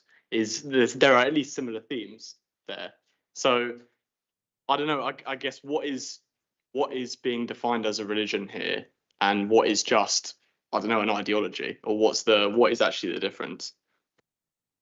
Okay, so we're looking at various different sources, and there are debates around what constitutes a worldview that is worthy of study in the RE classroom.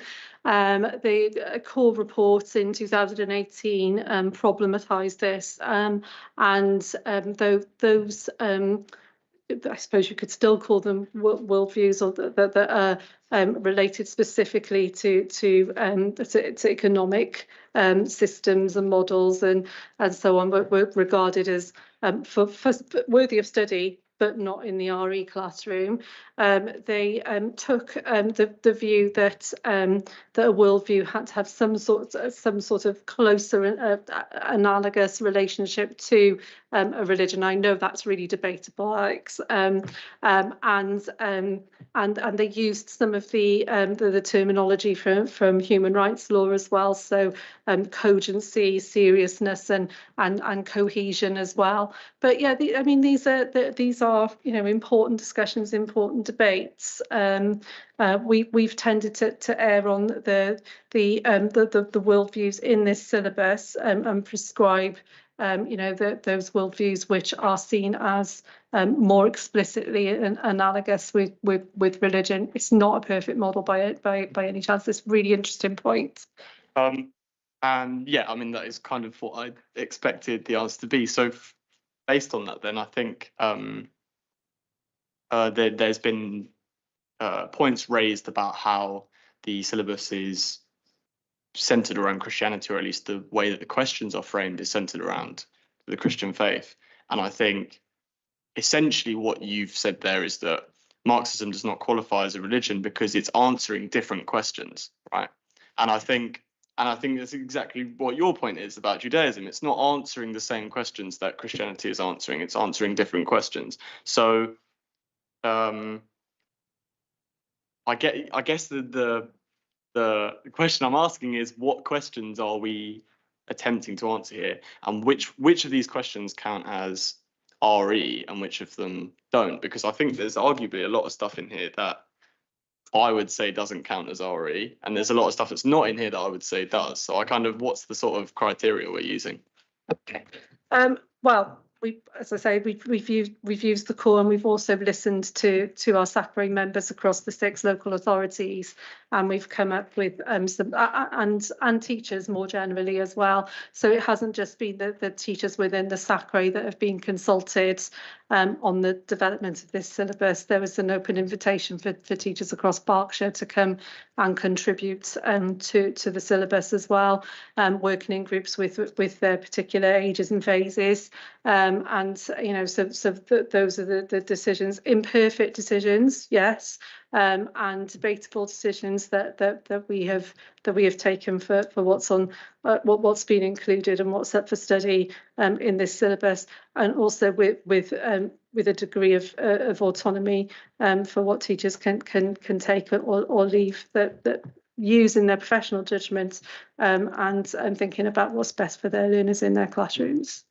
Yeah. Okay. And I guess the gap then is covered by PSHME, which is kind of leads me on to my second question, which is, it was mentioned a while ago, but with regard to LGBTQ rights and gender identity, it's mentioned like one or two times, but I think given that it's such a major topic in religious discussion across all religions, it's quite absent, I guess, from a lot of it. So I don't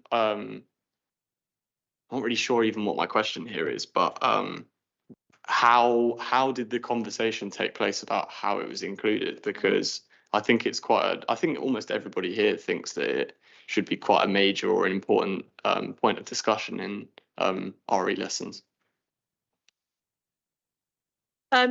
Well, as I said, the articulation of gender identity wasn't intended. It should have been gender stroke human sexuality, and then it would be up to the teacher really to decide what's appropriate within the RE lesson. But also that these issues are dealt with in PSHE and so on as well. We're also thinking about, the context for RE as well. RE often gets less than 5% of curriculum time, often less time than other humanities. So we haven't got as much time in some schools as history or geography and so on. And also we need. We need to make sure that RE is relevant and fit for purpose in pupils' lives as well, and it's an ongoing conversation. How we deal with that. We're also conscious as well that we can't be bound by what pupils need to know at Key Stage 4 if they are going to study GCSE RS, but that or further A level. But we do need to be mindful that the curriculum before that actually builds the knowledge, skills to be able to deal with the demands of RS in external examinations as well.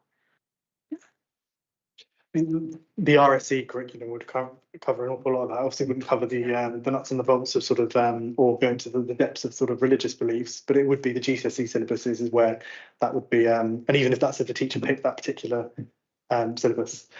Can Sarah. I just interrupt on Sarah. that? I just thought I'd say that with regard to LGBT and all of those issues, they are dealt with in PSHE, where parents do have the individual right to withdraw their children from that aspect of the curriculum if they wish to. So that would be a reflection of the fact that some communities prefer to do it in their own communities at home with their children and would not feel comfortable about with it being done in an RE lesson, which would take away time from specific RE curriculum that is being taught by the teachers.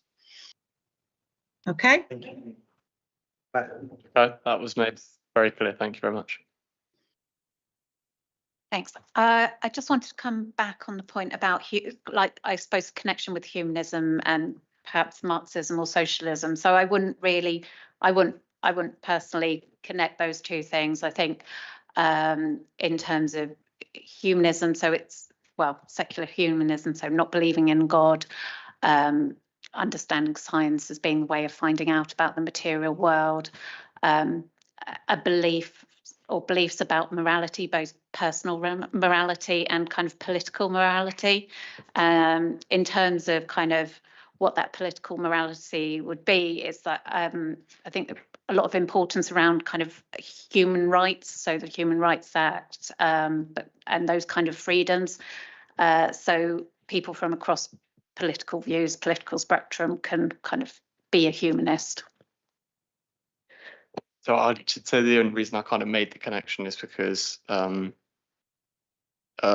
Marxism has, I don't know, links with, Marx didn't believe in a God either. He believed in, I think, a lot of the things you just said, but I appreciate that. I didn't mean to offend you, I'm sorry. Thank you. Shira. I just thought I'd mention also, remember with to any form of political discussion that goes on, teachers do have rules about what they can be with regard to getting across political views to their students. They're supposed to be strictly neutral and not persuasive one way or the other. Yeah. Just a couple of things. First, with the LGBTQ, it's a tricky thing, but it will come up with discussion about marriage, and that comes up in religion. and different religions will have different approaches. For example, like in Judaism, you have gay marriage and the Reform movement and non-Orthodoxy. I'm not sure you can get 100% skirt about this. There should be a age-appropriate way of dealing with it in secondary, because these questions will come up. Can I be a gay religious person? That sort of question. As your point about sort of Marxism and the world, this is part of the reason why I have so many misgivings about a switch to worldviews. So originally what you have with RE, well, first it was just like teaching them about the Christian heritage of this country. Then it expanded out to being multiculturalism, really. So the reason why I'm here, why Shahid's here, why Anju's here, is we're not here representing worldviews. We're not here to persuade you of our point of view being right, blah, blah, blah. We're here to represent a community, a minority community in this country. And the reason that you teach about Judaism and Islam and Hinduism, etc., in RE is not so people can decide which religion is right, but so that when they meet a Hindu or a Muslim or a Jew, they have some understanding about those communities, and they have different festivals and different ways of living and different attitudes. So you have cultural literacy, and the religion is in a way it's really much more about cultural literacy, which is one of the reasons why I don't like the shift towards it all being about who believes what, because that's, to me, not the point. So now what we're doing now is we're saying, oh, but we need to bring in non-religious worldviews. And that's because of a feeling of a need for balance, because of the fact that some people aren't religious. And also, frankly, people need to be able to ask questions and say, you know, do you need to believe any of this? So I think that's why humanism is the non-religious worldview that gets put in, because it's there as a foil for religion. It's like, what if you don't believe any of that? Then you can be here, and that there is a way of having an ethical way of living that doesn't involve believing any of that other stuff. And whereas if you start bringing in Marxism and, you know, like, it's not about all worldviews are equal. We're doing RE, and then we also have humanism as a kind of balance to the RE. So it's RE plus humanism, but the humanism is kind of there. It says there is a balance to the RE. That's the way I view it. I think that the current thinking doesn't really reflect that, and Ofsted do warn against using humanism and non-religious worldviews as a neutral perspective to balance out religions, religious views. So yeah, I think the reason for the move towards religion and worldviews model is that many of the children that are sat in those classrooms are going to not be in a religion in a traditional way anymore, or not part of a religion at all. So the curriculum needs to be inclusive. So the RE curriculum needs to be inclusive, and also it's about criticality. So the humanist point of view, or the whatever non-religious worldview, is scrutinised and taught critically. So that it's not just, oh, this is what religious people think, and let's get a little bit of balance here by seeing what people who don't subscribe to religion think. It has got that kind of rigorousness to it, that it's a way of thinking about, what is religion? There's a unit in here that is about what is religion, what is a worldview, how do they function, how do they interact with one another. So you could be a let's take Vandana Shiva for example, who is a Hindu, but she's also an ecofeminist as well. So you're looking at those different aspects of worldviews.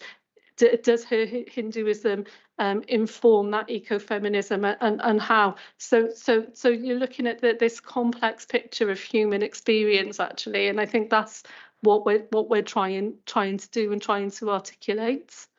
Don't know if that helps at all. I also feel we want the same things, in that you said it there when you said about sort of like religious literacy.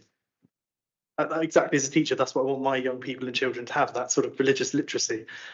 And I do feel this is a way about, for me, this is a path about getting that religious literacy within our young people. When they do meet a Muslim or a Jew or a Hindu or a Sikh, whatever, then they understand. Or like I said earlier, if some of their friends are going off and they're fasting, they understand about that. And these questions, it'll be down to the skill of the teachers who will unpack them. And I think it will come in with a bit more of the guidance that, I mean, I don't know when the guidance will go live, whenever with the syllabus.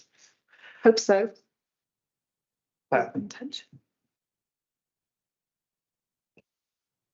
So I completely, so I support teaching of religious educations and teaching of a variety of religions, and the way, that understanding is what you can build respect on.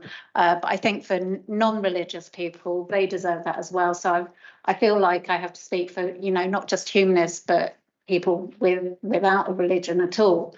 And that if children in schools who do have a religion don't have that opportunity to learn about non-religious views, then they can't really respect those people either. So I think it's both ways. Catherine. Yeah, I just wanted to say, having been in that primary classroom for too long, this is when we just take this and look at this, there's kind of, you can see it's the basis. And, you kind of look through, and then you look through at the year 5 and 6 questions. Why do some people choose to follow religions and others not? And some believe. You've then got all that other stuff. We're kind of forgetting these are building blocks. And you're going from, your 4 5-year-olds, and then I'm only primary. So then you get to your 10, 11-year-olds. And hopefully by then, Stephen's saying, sorry, you've given them that emotional literacy to be able to have those debates in the classroom, to actually, they know their peers, they know their friends, they sit around the table as we are now, and they can pinpoint, they by then know what the kind of communities their friends belong to, and they're having those conversations.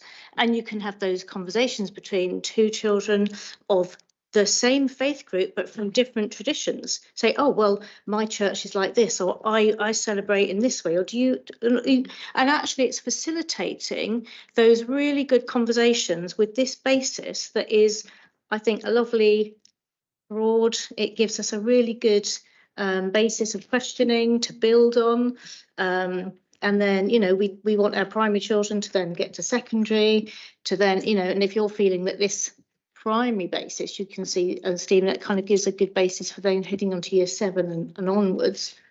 Not kind of my experience of that next bit, but actually, I just think it gives us that broad, and I could say, as somebody who has a deep Christian faith, I am very careful in the classroom, very careful not to anything about my belief. You cannot do that. And I will have a pupil in the classroom who might say they're from possibly a very different Christian tradition to me, and it's about respect and tolerance and understanding and community, and that is surely what this is all about. And I actually think there's a lot of good questions, a lot of good kind of basis here for kind of building on and using in the classrooms. Just wanted to, so I think it's well done. Thanks. Thank you. I like the word used, building blocks, and I think they say this is the building blocks as well. Are there any other comments or questions? Shahid? Just very briefly, I think you mentioned about sort of a systematic study of religion and rigorous, right? And obviously, always wonder that that's probably falls in the content side, because if you want to understand a particular region, especially say in Islam, right, you need to get to the sources itself, rather than just understanding, listening to a person perhaps who is Muslim, because if you have 10 people, you might have 11 views. I'm sure it's same in Christianity as well, and others, it's all different. So again, it's important that when we have the rigor, we talk about we actually getting the contents from the right sources. That's where the source of information is. And that will give them the true understanding what this religion is all about, rather than just saying, oh, let's go to this mosque or this particular, because, you know, and this is what they say, that may be the one version of it, but it may not actually be the core message, right? I'm sure same thing, and obviously we have churches and Christianity as well, and the mosque as well. So it's important that when we talk about the rigor, let's go to the core messages, what the core messages are, and that is what is being taught to the kids.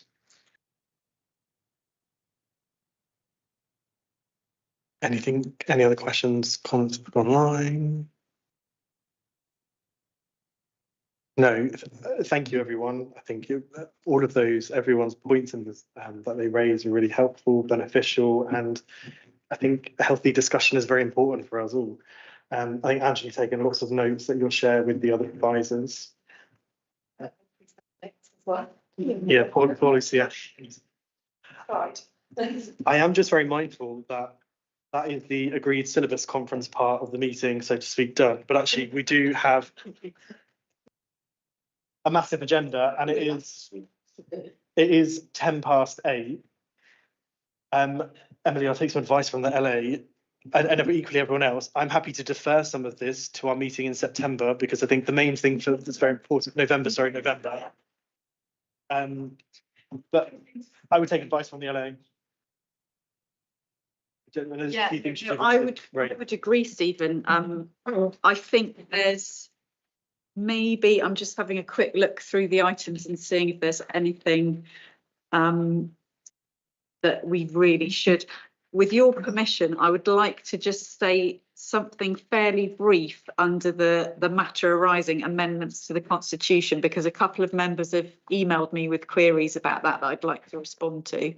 But you do need to do the minutes. Look, we need to approve the minutes. Yeah. I'm not sure that there's anything else that absolutely needs to be covered today. The other two things I was going to say, because Sam, you were going to present about spirited arts, and I don't want to steal your thunder. And Claire, you were going to present about humanism, and again, I don't want to take that away from either of you. I don't mind. This spirited arts one is from last year's, because I was pretending to be a Viking last time you met. I was at Upton Court, and I did spirited arts again last week with a completely different theme. So I can equally put the two together and give you a little rundown next time instead if you want to. I'm really not worried because time is marching on. So if we do that for next week, let's do that next time. Do that as an action, Luciana, if that's right. Thank you. Claire? Happy for next time as well. And then Shira, did you have your hand up? Sorry. It depends how long Claire's presentation is. If it's going to be 10 to 15 minutes, we might be good to get that bit done today. Might be helpful. Depending on how long it is. If it's going to be short, if it's going to be like half an hour, then no. It's up to you, Claire. I was assuming it was going to be postponed. Okay, so we'll probably do that in November meeting. Andrew, is there anything you feel sort of the advice that definitely needs to be covered? Anything urgent apart from Sorry. I just said that I don't think there's anything urgent, but just Emily's points. Okay, so a lot of these items we would defer to the November meeting, but I will hand over to Emily for, actually, sorry, if we do minutes from the previous meeting, you will have that, Luciana, thank you very much. Can somebody just propose that they were a true record of our meeting that took place? Thank you, Beth. Beth proposes them, and someone just to second them. Thank you, John. We're going to go through matters arising throughout the... My name's misspelled. Oh, apologies. In the minute. Attention. Luciana will amend that for you. Emily. Thanks, Stephen. So first of all, just very quickly to say, just an update to the agenda pack. In the agenda pack, this is under, there's a matter arising responses to survey sent to secondary head teachers. And when the agenda pack was created, I'd had responses from 4 schools. Then after the pack was published, I got responses from 3 more schools. So typical. The sort of big A3 handout you've got, which is a bit unwieldy, but it's the only way I could think of to do it, has got 7 schools on it. So a really good response rate. So that's 7 out of 10 schools that responded, which I think isn't bad. So just to remind you of the context, we surveyed heads of department of RS, and the responses we got to that, when I presented on that, people felt that it would be good to contact head teachers with similar questions and get head teachers' points of view. So these are responses that we asked to be come from head teachers. So I won't take up time by going through this now, but I think we could email this out to you, so you've got an electronic copy as well, and maybe we can go through it properly at the next meeting, unless people want me to give a bit of an overview of the responses now. Stephen, I don't know. Useful to read them first and then come back to them. Yeah. Okay. So the other item that I was keen to cover, because as I say, a couple of members have been in touch with me about this, is again, under matters arising, there's an item, amendments to the Constitution. Now, what's happened with that is Stephen and Beth as chair and vice chair, and myself and Angela had a look at our Constitution, which we were aware has not been reviewed for several years. 2018 was the last time we reviewed it. And what we realised, actually looking at guidance from Sacre, was our Constitution was very thin, and there's actually quite a lot that it's recommended should be covered in a Sacre Constitution that our Constitution didn't include. So the plan was to make some amendments. We're then obliged to get our legal team in the council to check the Constitution, revised Constitution, and I was then going to present it to Sacre for your comments.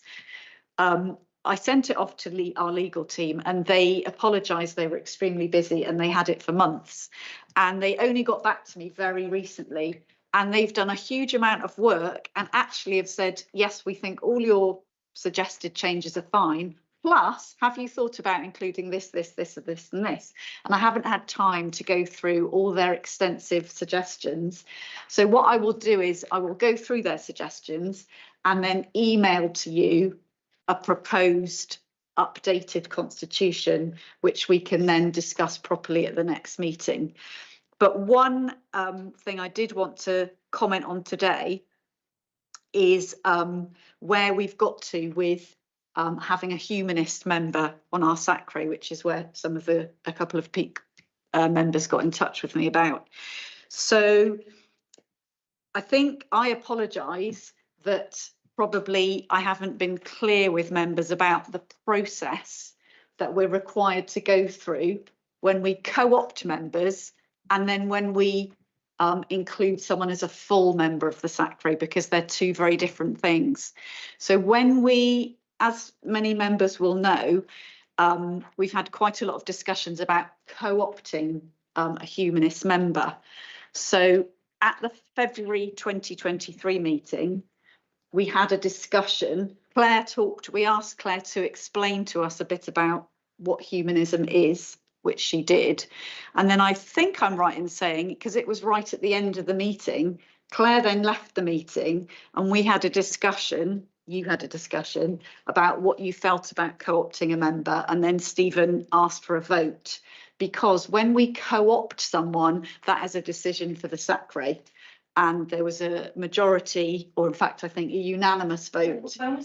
This was February 2023 according to the minutes, to co-opt a humanist onto the Sacre. Which means someone can attend all the meetings, they can participate in discussions, but they can't vote. That's the distinction. They're not allowed to vote. So people were unanimously in favour of that. So since February last year, Claire has been a co-opted member. What we did at our meeting in November is had an informal vote about having a full humanist member on Group A. And the law says that it's actually the local authority that decides what the makeup of Sacre members should look like. And I was keen to get an idea of what Sacre members felt about that, hence we had a vote. but it was not a formal vote that was going to make the decision, because the decision about who is a member of the Sacre actually rests with the local authority. So in that vote that was taken, there was a majority in favour. I think there was only one person that didn't vote in favour of having a humanist member. So following that meeting, I took that as, oh, well, the Sacre is largely in favour of having a humanist member. So I will take the decision as the local authority that we will have a humanist member. And so when I sent our revised constitution off to the legal team, it included that change that we would have a humanist member.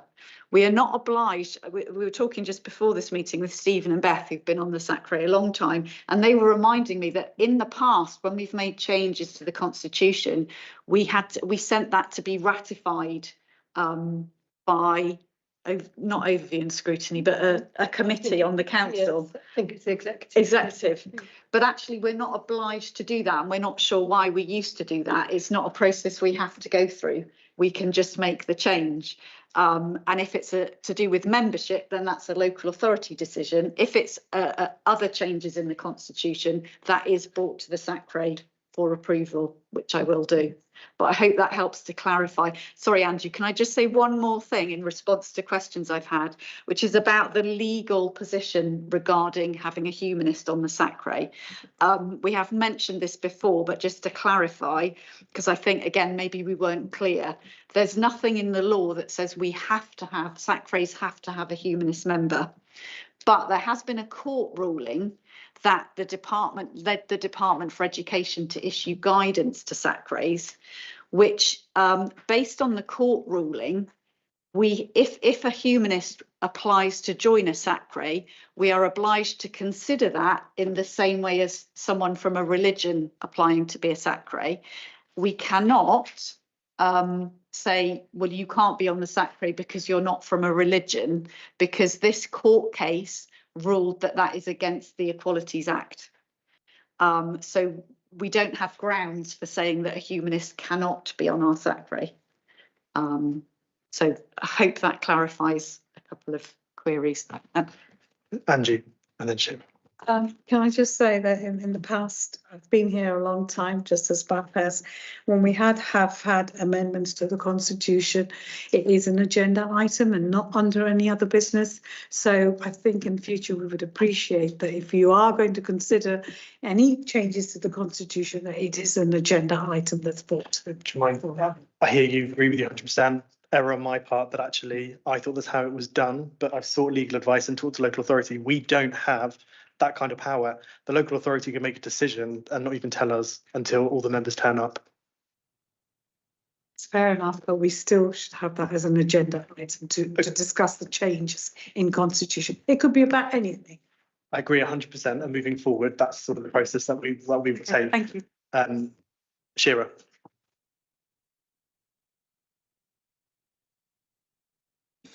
I think it's not about humanists as such, right? Generally, I think we need to be very clear as members about the process. And I don't think I was very clear, to be honest. And I'm, looking at everybody else, I don't think many people were very clear in terms of whether it should be agenda item or should not be agenda item, what the process is as well. But also in the council as well, being a councillor, we say if there's a constitutional changes, it should not be left with due respect. And it should not be respected to just one person as such. And it should need to be validated. And normally it's done by the council full meeting. It comes up in the full council meeting. All the councillors actually vote on that and then is adopted as a formal changes. And that happens with other institutions, constitution as well. And Beth will, I'm sure, will support that, agree with that. So I think here it should be the same process as well. And I'm not saying that one person is, as such, it could be tomorrow somebody else and, etc. So it's not a person specific here, but I'm just saying in terms of the process, because constitutional change is not a small change, it's a major change. That's why we make the change in the constitution, otherwise why would you do it?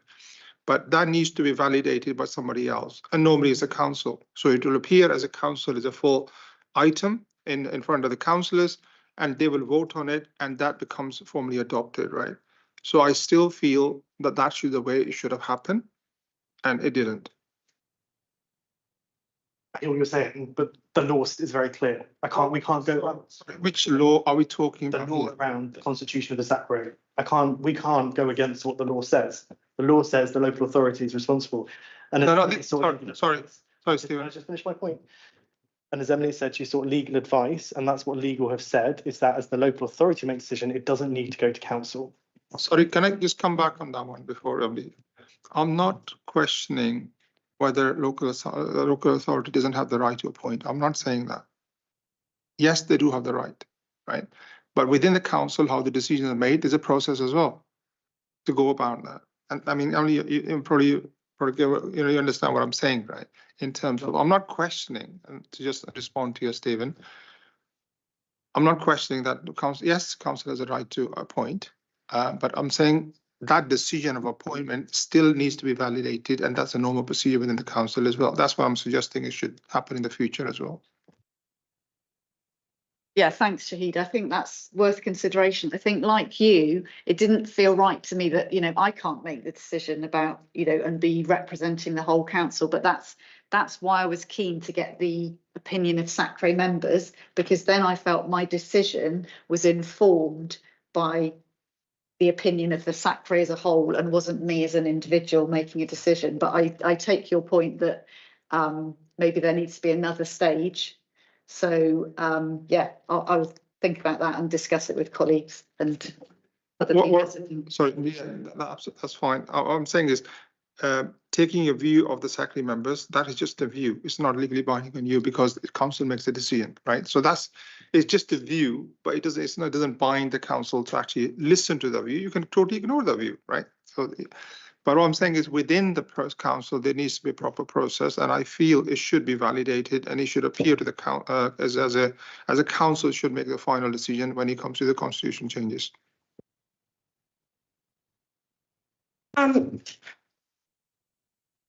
In November, I have to say that I was really taken off guard. It was not on the agenda. It was pushed through. I really felt it was pushed through in a way that made it impossible for anyone to speak. It felt choreographed. I felt personally bullied by the whole way it happened. I tried to speak and I wasn't allowed to speak. The whole thing is such a bad taste in my mouth. And it's just not the way that any committee should run, where a major issue that's known, where it's known because you knew that I had misgivings, gets pushed through under any other business without notice, so that people for whom it could be a problem don't know it's going to be discussed, and then gets bulldozed through, no opportunity for anyone to even think about it in advance or say anything. And then I get made to feel like I'm some sort of, weirdo for having any issues with it. Well, and I have real concerns, and there's nothing against Claire personally. But we are now in a situation in the Sacre where the decision was made, and it was made very improperly, meant informal. Well, if it's so informal, why is it formal? Because it is formal. And the result is that, the reason why I'm here, the reason why Shahid's here, the reason why Anju's here, and if only there were other people like us here, there's just a few of us, have I missed anyone out in Group A, to representing the minority religious communities in this country, so that our perspective is heard. And now the Sacre can be quorate, because we have to have a member of each group to be quorate. Literally, you could have a discussion now where none of us faith representatives from outside C of E are present. And that is not the way that the Sacre was designed to function. It was meant to be that there was somebody here representing the minority communities. And Claire represents an organization. We represent communities. And it's very different for somebody representing, there's no one else in the Sacre in Group A who represents an organization where they're there to represent the organization as opposed to represent a community. And I'm really, so it was a mistake, it shouldn't have happened. Well, it shouldn't have happened. It shouldn't have happened. And it shouldn't, and I just can't emphasize absolutely outrageous it was that this happened. It was a complete abusive process. It wasn't a minor thing. Discussing a constitutional matter under any other business and bulldozing it through without allowing dissent is not a minor matter.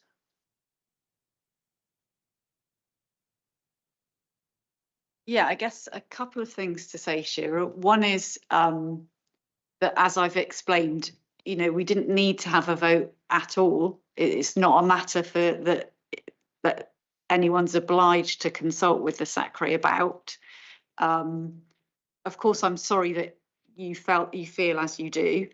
The second thing I would say is that the context of the decision to have a humanist member has been taken very gradual. It was a gradual thing, in the sense that we'd had a lot of discussion about co-opting a humanist member. There'd been a full discussion about that, including a presentation from Claire and a vote that had been unanimous. Claire had been coming to meetings, several meetings, and I'd had no negative feedback from anyone about having a humanist at our meetings, having a co-opted member. So I had no reason to think that anyone had strong views against having a humanist member, and that was the context of the decision. Do you understand the problem? The problem is now that the Sacre can be quorate without any of us minority faith representatives being present. This is a problem. It can't, because the way we've been voting has also been wrong as well, which we've learned through our legal process. So actually, it's not one vote, one person, it's groups vote. So you as Group A will all get together next time we vote, because this is what we need to do moving forward. And as Group A members, you would decide how your one vote. Let me finish, please. Shira. Can I finish, please? Shira, can I finish, please? I gave you the courtesy of hearing you out. So all of you members of Group A will come together and you would decide how your vote is. So if Claire, say, for example, it was just a humanist who was there, you might make the decision that actually you need at least 2 people in your group for your vote. So in terms of quorum, though, yes, we do say there needs to be somebody from each group, but we can't vote like that.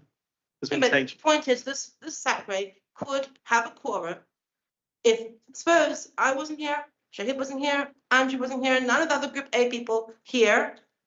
Claire comes, and you could have nobody outside of Christianity and humanism in the room making major decisions. This is not good. I don't think so. What I'm saying to you is, Group A, you will make the decision about how your one vote goes. So if you decide as members of Group A that your vote has to have at least 2 members present, that is the only time you can vote. What do you mean? We can change the constitution? No, it's not the constitution. The way we vote has been wrong. It's not you have a vote, Sam has a vote, Catherine has a vote. It's group. What do you mean we change it? We have been doing things incorrect in terms of our voting. So Group A has 1 vote. Right. Group B members have 1 vote. Group C have 1. Group D have a vote, and that's how we should be voting. You can decide how to manage that. So we can decide that we won't be that we're not considered to be present unless at least 2 of us are here. I don't understand. As Group A, when you go away to vote, and it's very rare in instances we'll need to vote, but it'll be things around like the ASC, for example, within second, Beth, you would decide how to do your vote. Will it be, I don't know, how you'll make the decision. Whether the Secretary has a quorum. Because if you make the decision that your vote has to have at least 3 members in it, then we won't be quorum.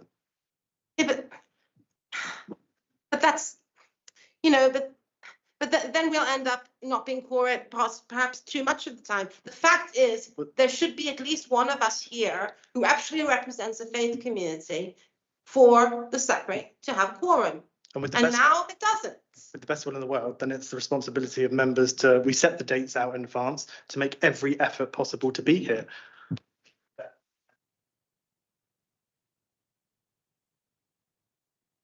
I'd like to remind the Sacre that Claire is not the first humanist we've had on the Sacre.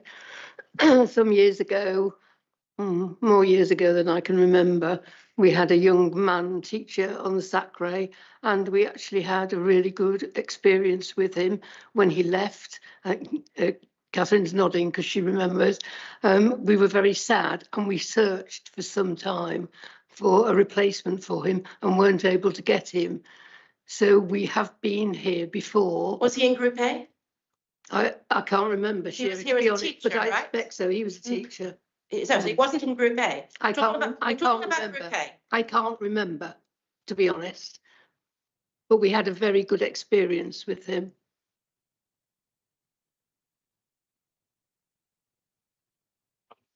Partially, my question has just been answered, but the new voting system does.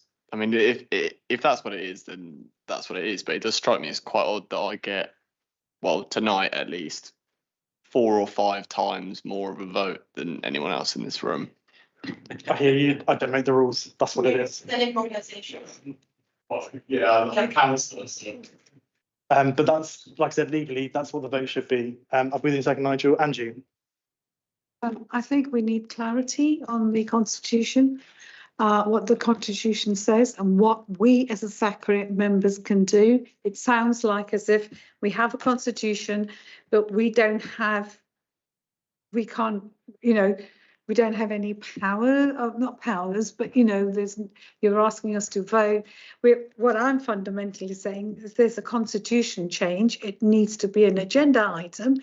But you're now saying, actually, if we change the constitution can change by the council without even coming to this group. Is that what you're saying? I'm getting a bit confused here. It's not what we're saying. I think we've always worked very well with the local authority and we've always co-produced and worked in sort of partnership with them. I think I'm a little bit surprised by some of the comments that have come out tonight that there wasn't raised, and equally the tone of some of the comments. I think I felt bullied by some of the comments that have been made tonight and how they've been dealt with and how they've been aired as well, that's a conversation for outside of this room. We have always worked well with Emily and the local authority, and I want to maintain that relationship. And I don't think Emily would bulldoze anything through or come through and say, this is the constitution and this is what we should be doing. But equally, we have always been very inclusive as a Sacre, and having a humanist within Group A, I think, is part of that inclusion. And I think I've always prided myself as the chair of Wokingham Sacre, when I go to other sort of local authorities and other Sacres and locally, Berkshire, or nationally, that we are very inclusive, we are very forward thinking, and we are able to deliver a wonderful service, I think, to the children and young people that we have. I think, Steve, my point is that it's not the question of the humanists being part of the group or not. It's that the whole idea of the constitution changing and how much input do we have in the change of that constitution? Is it an agenda item or not? Clarify that, Andrew. It is a bit confusing. What the law says is that when it comes to membership, that is the local authority's decision. I'm not obliged to consult. The local authority is not obliged to consult, but I always would want to do that and get Sacre's opinion. When it comes to broader constitution changes that are about other things, not membership, that is something that the Sacre should approve, I think I'm right in saying. And certainly my plan is, when we've got a draft new constitution to share with Sacre members, that won't become our constitution until Sacre members have had a chance to discuss it and comment and agree it. Does that help to clarify a bit? Nigel?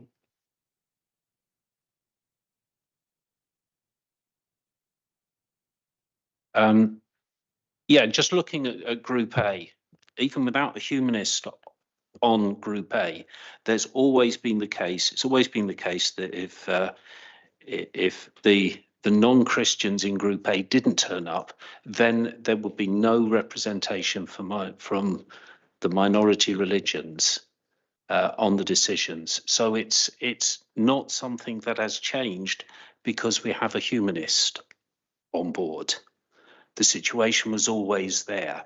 Now, is that an acceptable situation? Can we do something about that? Would it be reasonable to have a further subdivision so that you had the free churches represented, non-established Christian in a group A1 and a group A2, which represents the minority religions, and you need representatives from both of those groups to be present for a quorum? That's a possibility, and I think that might satisfy your requirements. Because we couldn't have a situation where we had to have the humanist or we wouldn't be court because that's one individual and one individual not being present. You know, you couldn't always be here. So, you know, it's a tricky, it's a mess. It's a mess. Yeah, but it wouldn't be the smallest group because the smallest group is Group D. I mean, I don't know whether they actually have to be here for us to make decisions. You know, it's. Yeah, I mean, subdivision would make some sense. A subdivision would make sense. Maybe you could have the free churches and the humanists in one group and us, you know, minority folks in another. You know, I don't know. It's an idea. Alex, oh, sorry, Nigel. Yeah. Alex. I think my sort of apprehension with this is that I don't know. I think we're relying a lot on the good faith of you guys, which is fine. I don't have any issue with that. But I think from a constitutional standpoint, it does seem pretty sketchy that somebody who is not on the Sacre can kind of just, I don't know, just chuck in 5 new members and just say, well, here we go, look, there's 5 new members now, and change the way that things vote. It does seem quite strange. I think I'm kind of with no. I think. Am I getting things wrong? So maybe I'm okay. No, I think I'm not sure that can happen, right? But I'm just thinking slightly different point, right? Is regarding the Constitution itself. And I just go back to what the point Andrew made, right? Listening to today, I feel as a member of the Sacre, I'm toothless. I don't have any power at all. When you say, Stephen, you got one member, the Group A has got a 1 vote. You have to go together. That's what the Constitution says. But we know what the Constitution is, need to be fit for purpose. So I would challenge the question of Constitution, because if we're not, actually the whole idea is that we need to have, we are here representing, we should have the vote, right? If that's all it is. So collectively, our wisdom, right, we come up with a better outcome as a result of that. But then what happened is, what I'm hearing is 4 members, and this is nothing, I think, I find today's conversation very uncomfortable. I do. Claire is here as well, right? And actually, I hope, Claire, you won't take this personally. It's not against humanists as such, right? But I'm saying what I said before is about the process which you followed. I don't think that was the appropriate process. We should have actually dealt with it differently. But maybe that's a conversation for the time. So it could be, as humanists today, it could be somebody else as well. But it's the whole process, I think, which we followed, which I personally feel still, having even described the way you did, is we could have handled it differently. But I think we need to, I just find that we're just having a 1 vote amongst 4 people. So that means you go away, you decide, and you only get a 1 vote, basically, right? That means, what is the point of having Group A different representation if you're going to come up with 1 version, right? I think my view would be, can I ask a question? How many people have actually read the Constitution here? No, just a question. How many people here, they've actually read the Constitution? 1 person. Honestly, I would say I would. I admit myself, right? I haven't read the Constitution, right? So, and I would like to now, from today, I will read the Constitution. And I think if I was looking in the documentation, it was 2018 when the Constitution was presented to the council. So it's been some time back, right? So yes, I was a councillor then. I must have approved it then, right? But it's a long time. I can't even remember now what it was at the time. But again, with any constitutional issues in the council as well, we need to see whether it's fit for purpose. So I would say, if it needs changing, it's not a sort of biblical script. It can't be changed, right? It needs to be fit for purpose. And I do think that rather than having just 1 vote, that's probably we need to reconsider perhaps what's most appropriate. I'm not saying this point, but generally, I think we need to make sure that everybody has a representation on that and they have a view, and that view is listened and actually taken into consideration rather than just ignored. And I just feel that the current Constitution gives me less powers. Shahid, sorry, just to clarify, the voting system is not up to Sacre's to decide. It's set down in law. We have no choice about that. It's 1 group has 1 vote. Where? In the Education Act. So we as a Sacre, we've done, like I said, for years. We've been before my time. I've been here 16 years. We've been doing things wrong. But part of this sort of conversation and this debate, which has been important, is we've sought advice and legal advice. And for years, we've kind of just drifted and not necessarily done things in the way that we should have done things. But moving forward, the Education Act 1998 thing. So it's all to do with the. Is it 98, Angela? Or 96? And this Group A, Group B, Group C, Group D structure is also laid down in law. So we couldn't subdivide Group A into two. I don't think so, no, but what you could, and I think Beth and I just had a very quick sort of conversation, rudely, but sorry, because we're listening to John's point, is actually we need to go away and for our next meeting, maybe do a little bit like training and clarification for all of us. We're all understanding things a little bit clearer, a little bit more appropriate. So we're doing things the right way. And I can bet there's probably a number of Sacres that aren't doing things in the appropriate way. Andrew. Said earlier on, having a one representation, right? Maybe that could be a point of if something of major significance. And that should be emphasized. Look, we need to review and therefore make sure you have one person present. So that will overcome the point which you're saying, Shira, is that the one person, it doesn't have to be, it's not, it could be I'm the only one, right? I don't want to be actually give one view which may you disagree with, or Andrew may disagree with, right? So it's probably, if we know that this particular point is of significant importance, therefore, Group A needs to decide and make that be clear beforehand, then I'm sure we can actually take that into consideration and at least have a meeting either, if you can't be there, but at least get that view across to people to make sure that's heard. So so it's not, yeah. I just want to voice what you said, Stephen. I mean, I've been here longer than you on this Sacre, and we've always worked really well, and we've never questioned any of these things. And I think it's just the way it's appeared here that it makes you question what is the Constitution. And, yeah, all I can say is that we've always worked very well. And I also sort of agree with you, Beth, that we did have a humanist on the panel, and we tried for many years to get one on. We tried very hard to get the right person on. I remember those conversations. I remember going through those, and we got the right humanist. No, probably not. But but my question is not of having a humanist on board or not. It is about Constitution. And, to me, like Sid says, in a process, Constitution is something that you need to discuss before you change it. However, you're telling us the law is different. So we'll wait and see what you come up with. It is, and I think, and I don't speak for you, Emily, but as you said, we have had these good relationships with the local authority, and that we all work well with the local authority and they will all maintain and continue. I can't imagine for a second Emily or Wokingham coming in and saying, right, this is how we're doing things. And I can imagine Emily will always come and present things and listen, hear what we have to say, maybe not always follow and agree with what we're saying, because the local authority can, but. I mean, the local authority does notice this group because we get the budget with such tight budget line all through the years, is we've always managed to get the budget we need to run the function of this advisory board. But I think it might have gone up for 40 years.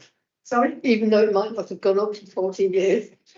But I think to Beth and I as well, and I know both of you said you've been here longer than I, not 16 years service. I mean, you guys, probably decades between the three of us, and many of you here have been here for a long time.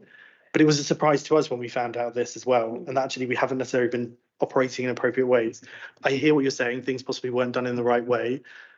Let's move forward from it and let's learn from it. And so that as we do things, we're doing things in an appropriate way and a legal way as well. Actually, we became Sacre in 1996. The dissolution of Berkshire County Council, and we've done it that way ever since. Yeah.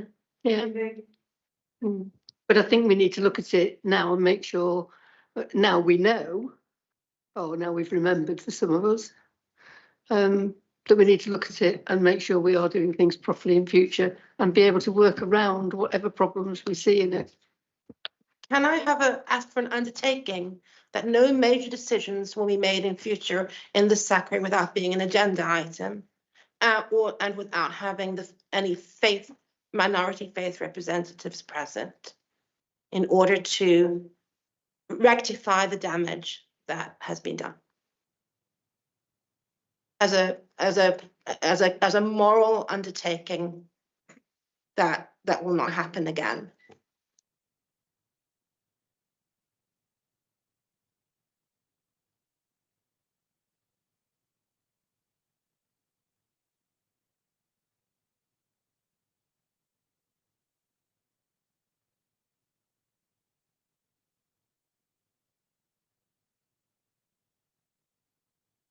I think Emily will agree that we will sort of obviously share things with Sacre, and I think, sorry, can I just comment, Stephen? I think we can say that certainly matters will be an agenda item. I don't think your second point about we won't make decisions unless there's a minority faith representative. I don't think that's not in the remit of us to decide. I feel personally that there's been a breach of trust.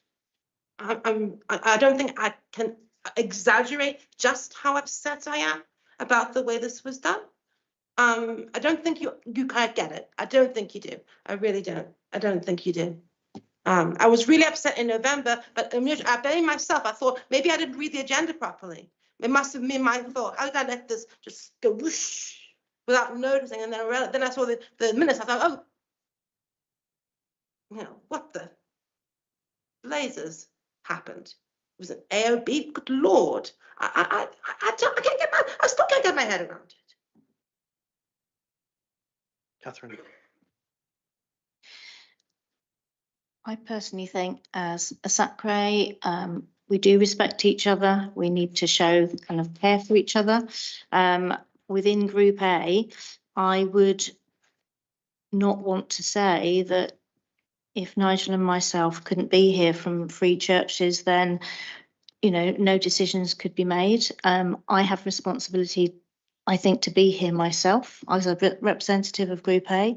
If I can't be here, then I would have to trust the rest of Group A to make a decision. If there is one vote for Group A, Sherry, we're in Group A together. If I couldn't be here, then I would trust you and the rest of the members of Group A to make that decision. And if I couldn't be here, and I think we all have to look at it that way and say, how are we working together? This is about working together. Is what we expect of our pupils in the classroom? We're talking about the syllabus. We're talking about, teaching respect and valuing. And I think we just have to, yes, there are some tensions, obviously, within discussions, but I think we have to show respect and consideration towards each other, and know that we won't always get our own personal view heard, or our own personal way, overrides everything else. That's not how this should work. It's about, we've already talked about community, and if you like, we are a community here together, making the best decisions together. That's how I feel.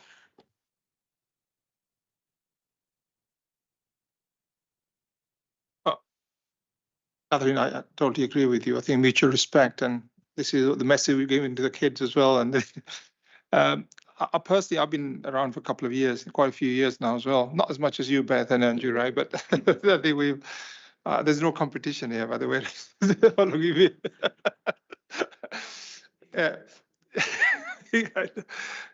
But I think at the same time, not maybe undertaking, I think it'd be useful to highlight that this is a major decision. We expect you to get a view on this. Just to make it a point so everybody knows that this is something that either they can consult, as I said before, outside the meeting if they can't be present, or obviously do their best to be present, right?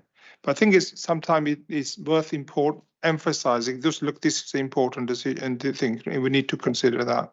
But if it's not sometime, and under AOB, I think let's not go there. Something perhaps, I think it's all acknowledged that perhaps we could have done it differently. But from the future, what we're saying that it'd be useful when you have the agenda, agenda is set out. Oh, this is an important decision. Please, if you can't come, consult amongst yourself beforehand, so we have a collective view on what that out of the matter would be. Probably that could be the way around it. Thank you. And I think we've already established that things could have been done differently as well. I think Beth just sort of gave a really good suggestion. If there are major items that could be possibly highlighted on the agenda just to draw everyone's attention to it. I think obviously we're coming to the end of the year. I may not be chair in September, it could be, or November even, it could be somebody different. But if I am chair, I will make that commitment that I will spend a bit of time in the next Sacre meeting going through a little bit more around, and Angela, I'm putting you on the spot here, working with you a bit around like legislation and a bit more around how the voting rights should be working for each group. I will give that commitment if I'm chair, but if I'm not, then it'll be somebody else. I don't know if anybody has anything else they'd like to add before I do sort of bring the meeting to a close, all those couple of other things. No, can I just say something quickly? A few of us here have been to quite a few of these meetings, and in the past we have had healthy, agitated sometimes discussions about things.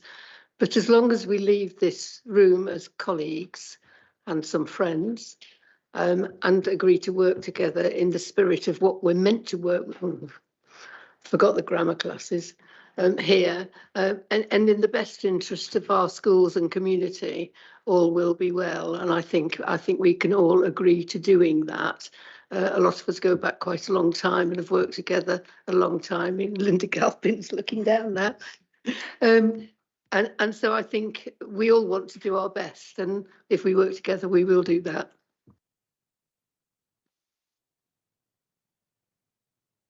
Does anybody else have any other comments before?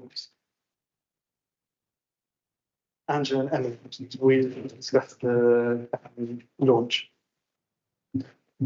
What the thinking is, the next step. Yeah, so I guess just to add to what Angela was saying about next steps in terms of the syllabus. So there's started to be discussion amongst the hub members about when we might have a launch event that teachers would come to. I think looking at a whole day, Angela, is that the plan? It was an evening. The plan is an afternoon into an evening because of releasing teachers for a full day from school and taking them away from their classes for a full day. So the idea is to have an afternoon from about 1:30 or 2, I think, into early evening, so that the teacher gives some of their own time, but also takes a portion of the time from school as well. The idea of it is to be a celebration of RE, but also a training event in which teachers learn about how to apply and use the new syllabus as best they can. So at the moment, Anne Andrews has provisionally spoken to a venue. I can't remember exactly where it is now, not being a local person, Thames Valley Park. And I think she's proposing a date around the end of March. It's whether, particularly teachers, because this event would be for teachers, whether you think that would be a good time of year or whether we should defer to summer perhaps. So really just to gauge some views around that.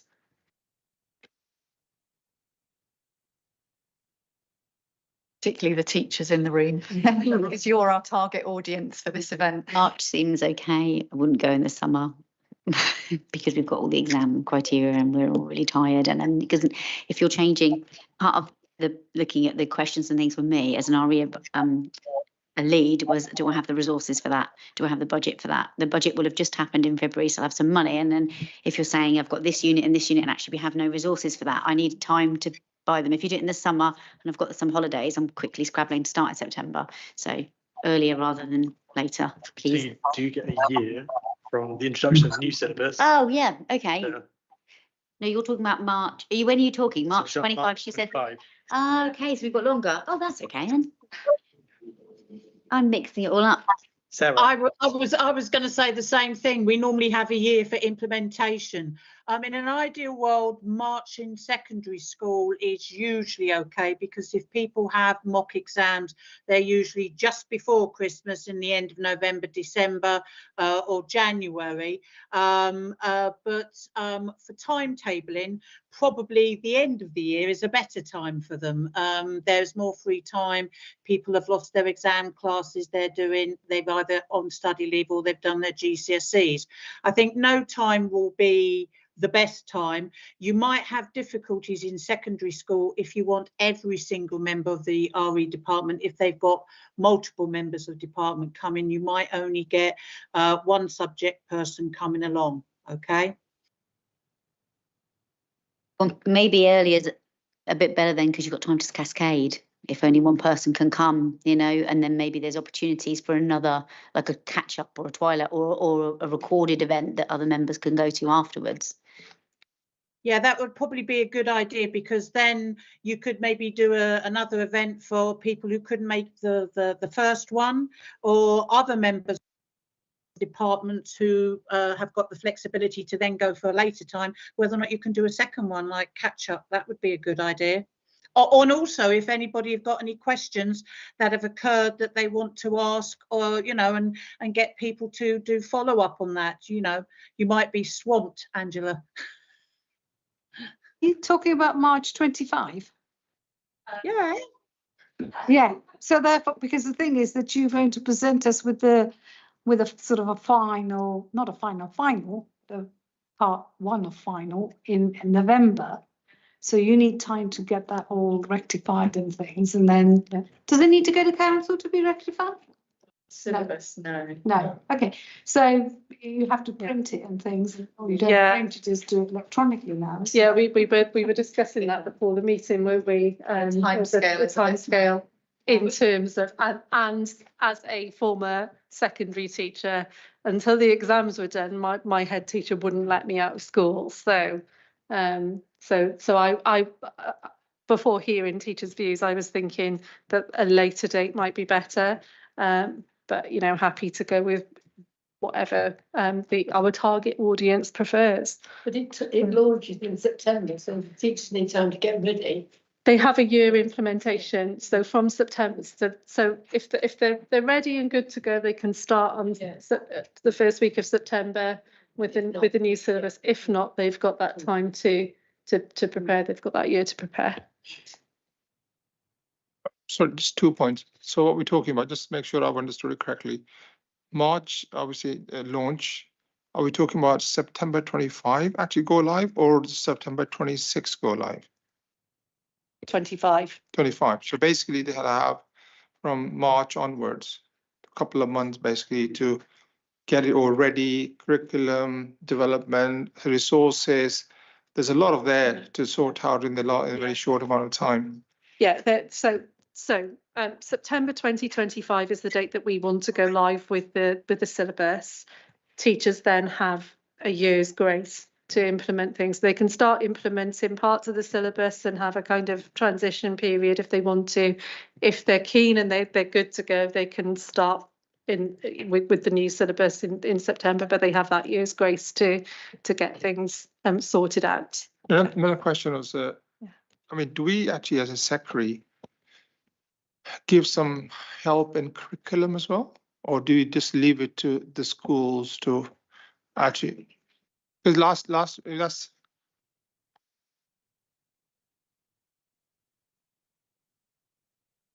There was some sort of thing last time where we could submit ideas for curriculum after the fact. I was lazy and didn't, but I should. Well, we are having those curriculum conversations with teachers now, and they are helping us to resource the curriculum as best as we can, get the volunteers and so on. But there will be an ongoing project. So I wasn't here last time the syllabus review was live, but I expect it would be a similar sort of model. And are there any materials, resources that were submitted from the last syllabus that can be recycled? Absolutely, yeah. Do we know where they are? Yeah, we know where they are, and we won't reinvent the wheel. We can adapt, and we can use those resources and repurpose them. Yeah. So just finish out the point I was going to say was that in the process, if the teachers do need some help, maybe the secretary members can be actually called upon as well, perhaps through their network. They can help the teachers as well in terms of the materials and artifacts and whatever it might be, etc. I think it's a good resource to have, and the network obviously each one of us has in our communities And that could be a huge benefit to the teachers as well. So I think let's make a use of that. But only we know that somebody comes to us. I won't know whether help is required or not. Yeah, I think teachers will be more than willing to ask for help from faith communities if they feel that there's a gap in their knowledge or their curriculum resourcing. And as advisors and hub members, we'd be happy to facilitate that as well. Thank you, Sarah. Kind offer. I'm just going to say, sorry, for just got a lot Sarah. of, sorry, I'm just going to say for a lot of teachers at secondary school, and maybe even for the primary, probably some of the key things for people supporting might be some of the written sources, the scripture, etc., or key teachings. They're usually the big things that they usually want to or need a bit of help with. Or visitors, of course, a list of appropriate visitors who are speakers, who are willing to come, who are suitable and keen and enthusiastic, I'm putting my forward bit there, to come to schools and actually partake in the lesson as well. There is a list of visitors already, but it particularly useful if teachers do come to people like me and with questions, because then if we get that sort of feedback, that'll help to inform us. So that if we're still around when the next syllabus review happens, we'll know which of the ideas that we had were good, which were not, what we might suggest, because we'll actually have some knowledge from the teachers. Otherwise, we're just like, acting in a vacuum. Thank you. Thank you. Any other business for Shira in the room? Sarah, any? No, Shira's. Dates for the next Sacre meeting. Yeah, Lucy Anderson. Sorry, do you have the dates that I sent? Yes, I was just checking. Sorry, I was just checking. So the dates that we are suggesting are the 11th of November and the 3rd of March 2025. 3rd of March 2025. So 11th of November and 3rd of March. They don't clash with council. Not with anybody that sits on this one.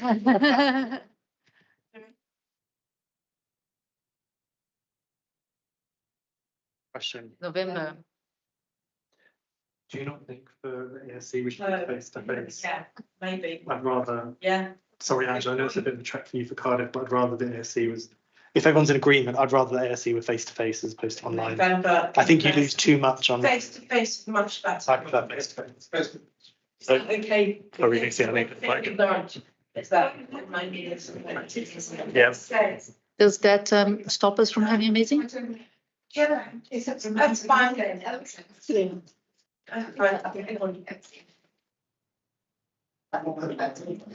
are no I won't be able to attend anyway. celebrations in the evening, I don't think. Yeah.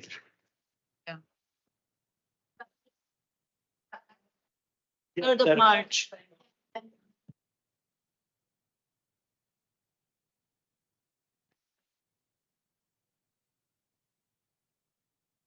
Okay, thank you. Everyone, last final thing from me. So the next meeting will be the 11th of November, and we'll do that face to face, just because I think it's really important with the Agreed Syllabus Conference. I just want to thank you again for giving me the privilege of being a Woking Sacre chair for the last year. I think you're all wonderful, and we're all very passionate. We care very deeply about the young children and the communities we serve, and I'm always very privileged to share that with the other sort of Sacres when I go and visit them as well. And I think you're all amazing and all wonderful. So thank you once again, and have a wonderful summer.